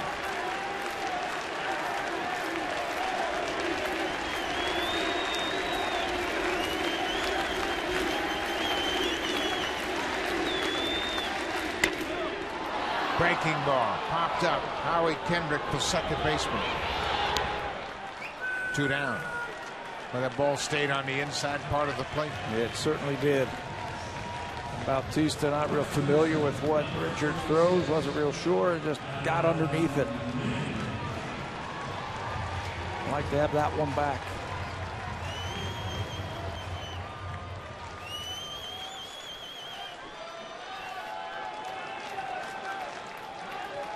Adam Lynn. Lynn is 1 for 4 tonight. 2 outs. Well, Richards has a nice, free, easy delivery. Ball jumps out of his hands. That last pitch at 95. Got some pop with that fastball.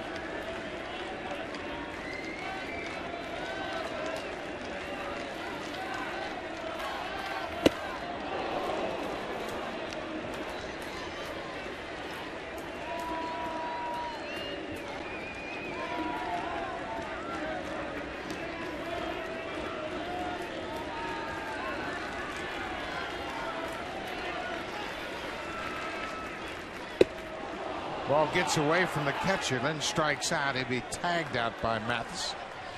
The 11th is in the books. We will go to the 12th inning, extra innings, the final home game of the season for the Blue Jays. Sean Kemp will come out of the bullpen.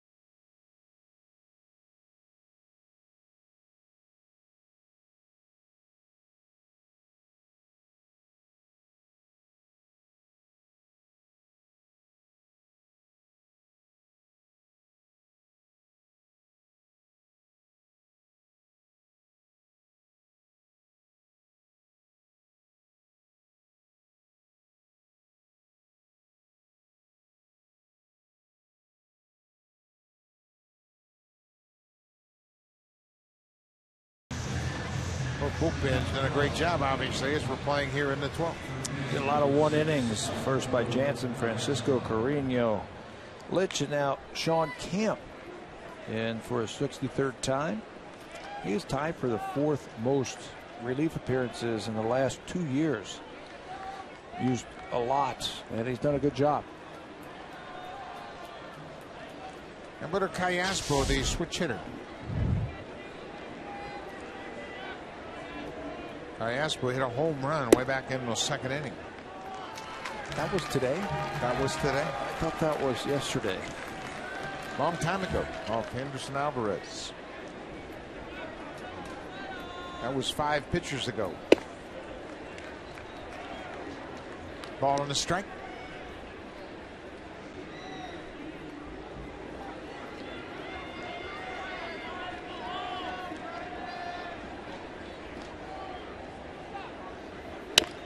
Bouncing ball, then wide of first. Kemp covers the bag, and Callaspo's retired. After this game, the Blue Jays will jump on a plane and head down to St. Petersburg to take on the Tampa Bay Rays over the weekend. The opening matchup, a good one. Brandon Marr, the right-hander, goes up against David Price. The pregame show will begin at 6:30 p.m. Eastern Time.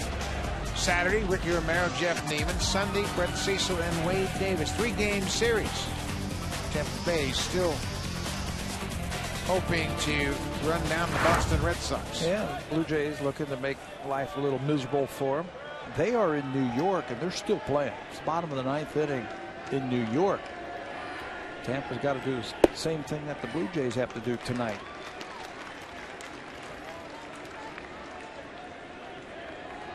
(15-8). The Tampa Bay Rays lead the Yankees.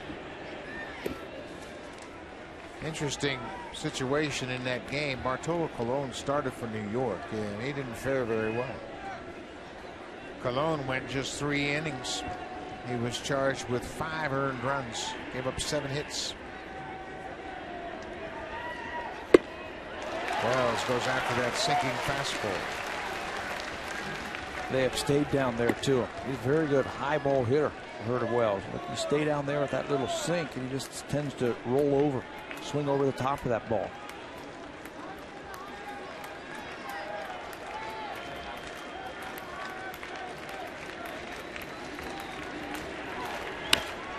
Got jammed on that pitch. 1-2.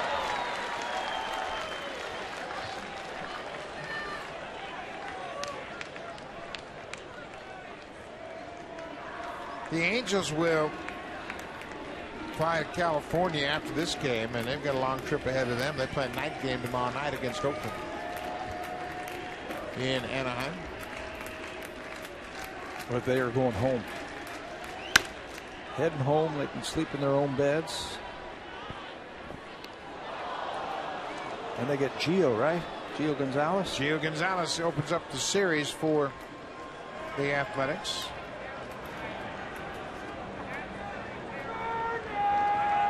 Angels are 5-4 on this road trip so far. They started the trip in Oakland, won 2 of 3 against the A's, lost 2 of 3 to Baltimore.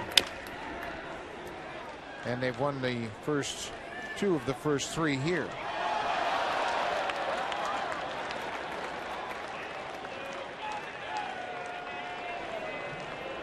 Former teammates facing each other here in the 12th. Brennan Wells 0 for 4 tonight, but he's had a good series. It was all about Vernon Wells and his strengths and weaknesses.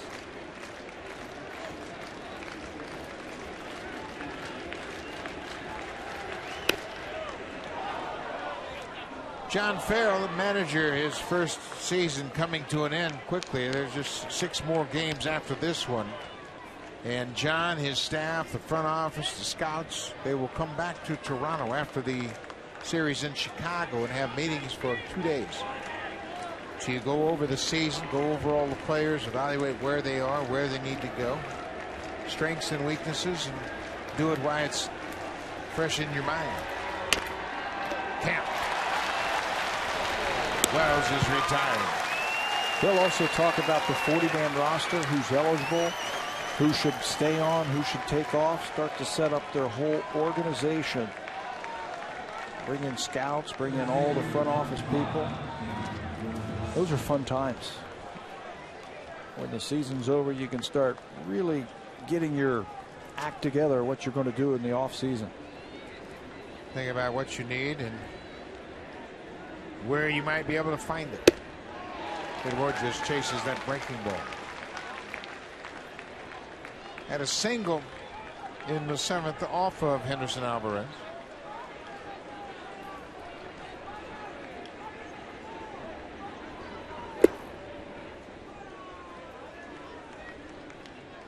How about the relief pitching tonight by the Blue Jays? They are working on their 5th inning. They've given up 1 hit.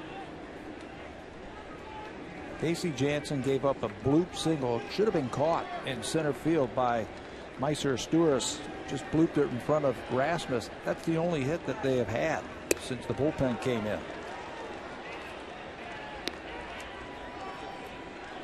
Flip side of that, the Angels have allowed 2 hits out of the bullpen.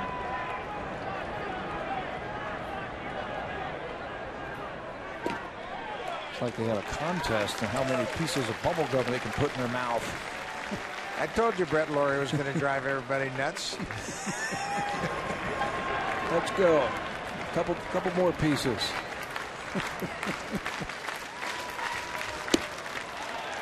We want to welcome you folks that have been watching Tampa Bay and New York. We are in the 12th inning of a 3-3 game. And obviously the Rays beat the Yankees tonight. They have gained a half a game in the wild card race. And Borges reaches a 2-out walk here in the 12th.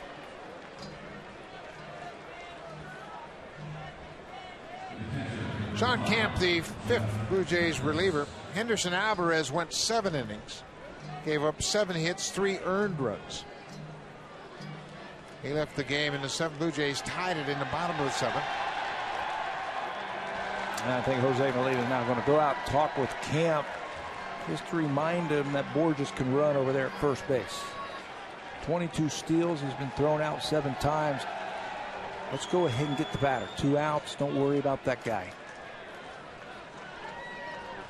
Final home game of the season for the Blue Jays fans, and a lot of them still hanging around. 22,343 at the start of the game. And it's been a good season. A lot of young players have come up, made their debut. Blue Jays have used 24 position players and 29 pitchers. A lot of turnover. And a lot of players making their big league debut this year. Jeff Mathis batting for a first time tonight. A lot of heart and hustle on this team, and 2012 promises to be a very good season. Moving in the right direction. Borges can run. 22 of 29.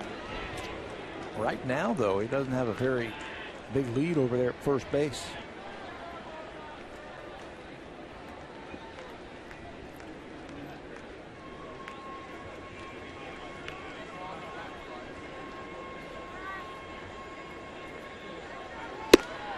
Very short lead. He's not close to the edge of the artificial surface. Ideally, you'd like to get at least 1 foot on that artificial surface. One on the dirt, one on the grass, but he's not even close to it. Mathis pops it up, foul ground. Lynn over near the Angels dugout, and the Angels are retired in the top of the 12th. Sean Camp continues to trend a very good relief pitching. Edward Encarnacion, Kelly Johnson, Colby Erasmus, those scheduled batters in the bottom of 12th.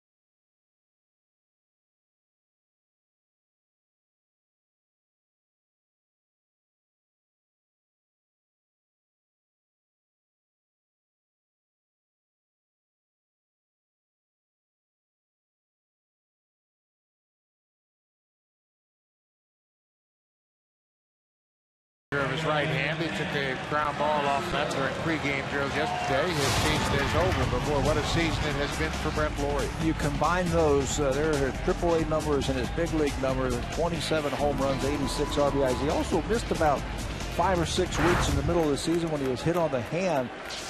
AAA All-Star third baseman.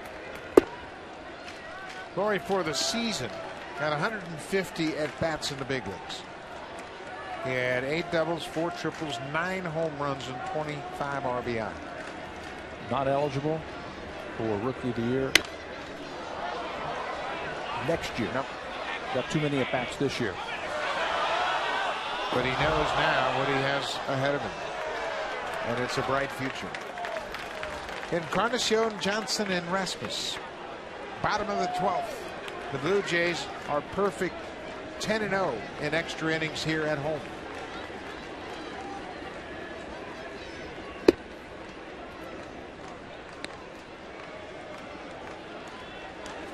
Garrett Richards came into the ball game with 1 out in the 11th.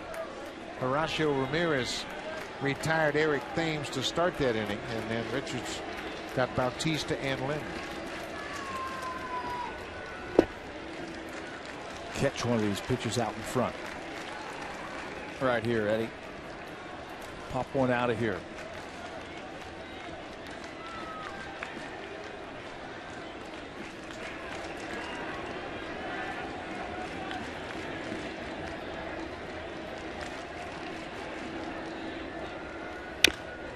Bounced foul. Got the head out, but a little too far.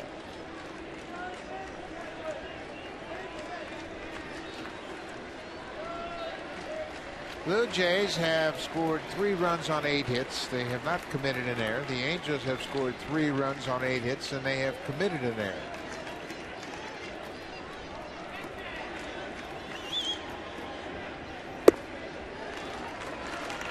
Full count. Got to challenge him here. Don't want to walk him.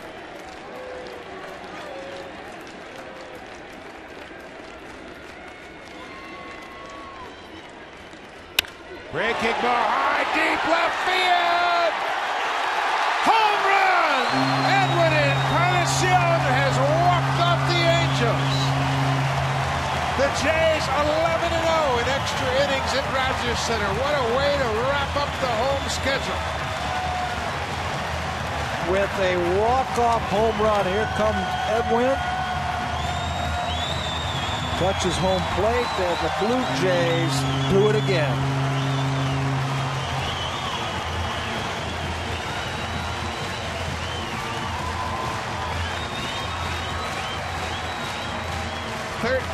Walk-off win for the Blue Jays.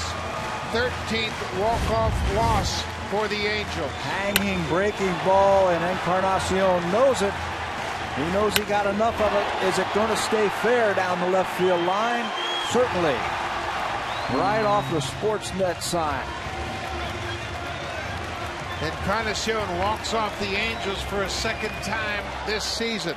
He did it back on August 14th right here in this ballpark. How about the swing? Flat.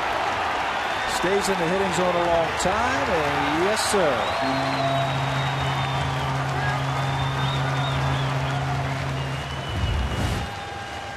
Tony standing by with a guest. Thank you. Buck, thank you very much. Eric Thames got the rally going with a home run that cut the lead to 3-2. You guys are a perfect 11-0 here at Rogers Center in extra innings. Why? I'm losing my voice. So, I don't know. I mean, it's just so much fun to have a walk-off win, especially at home. You got the crowd into it. Last game of the year. I mean, I don't know. It's just awesome. It's awesome to be at home, to be able to get guys on base, execute, get them over, get them in, and like Eddie just did, drive a tank. So we like it. And hell, next year we'll have a lot more. I got to ask you, what were you guys thinking when you heard the fans chanting MVP for Jose in his last 2 at-bats? We're thinking about how cool it must be to be Jose, just to hear that, and to look at his numbers, hitting 305 with 42 and 101. I mean, that's awesome. He's had an unbelievable year. Plus, he had 130 walks. He's awesome. He's awesome. He deserves it. I'm voting for him. So that's all that matters. So just the final one, the crowd reaction to the game and just the atmosphere here in the last home game of the year. Yeah, I mean, I can tell everybody's excited about next year. I mean, it's going to be a great year in Toronto. I'm excited to be here. Everybody is. It's going to be great. The fans deserve it. The organization's working really hard. It's going to be a great year 2012. Eric, thank you. Congratulations. No problem. Thanks. Blue Jays finished the year at home with a record of 42-39. Let's send it back upstairs to Buck. Thank you, Tony, and a very excited Eric Thames, and why not? The Blue Jays are a perfect 11-0 at extra innings here at Rogers Center. Thanks for watching. We'll be right back tomorrow night from St. Petersburg. The first of 3 against the Rays. Blue Jays win it 4-3.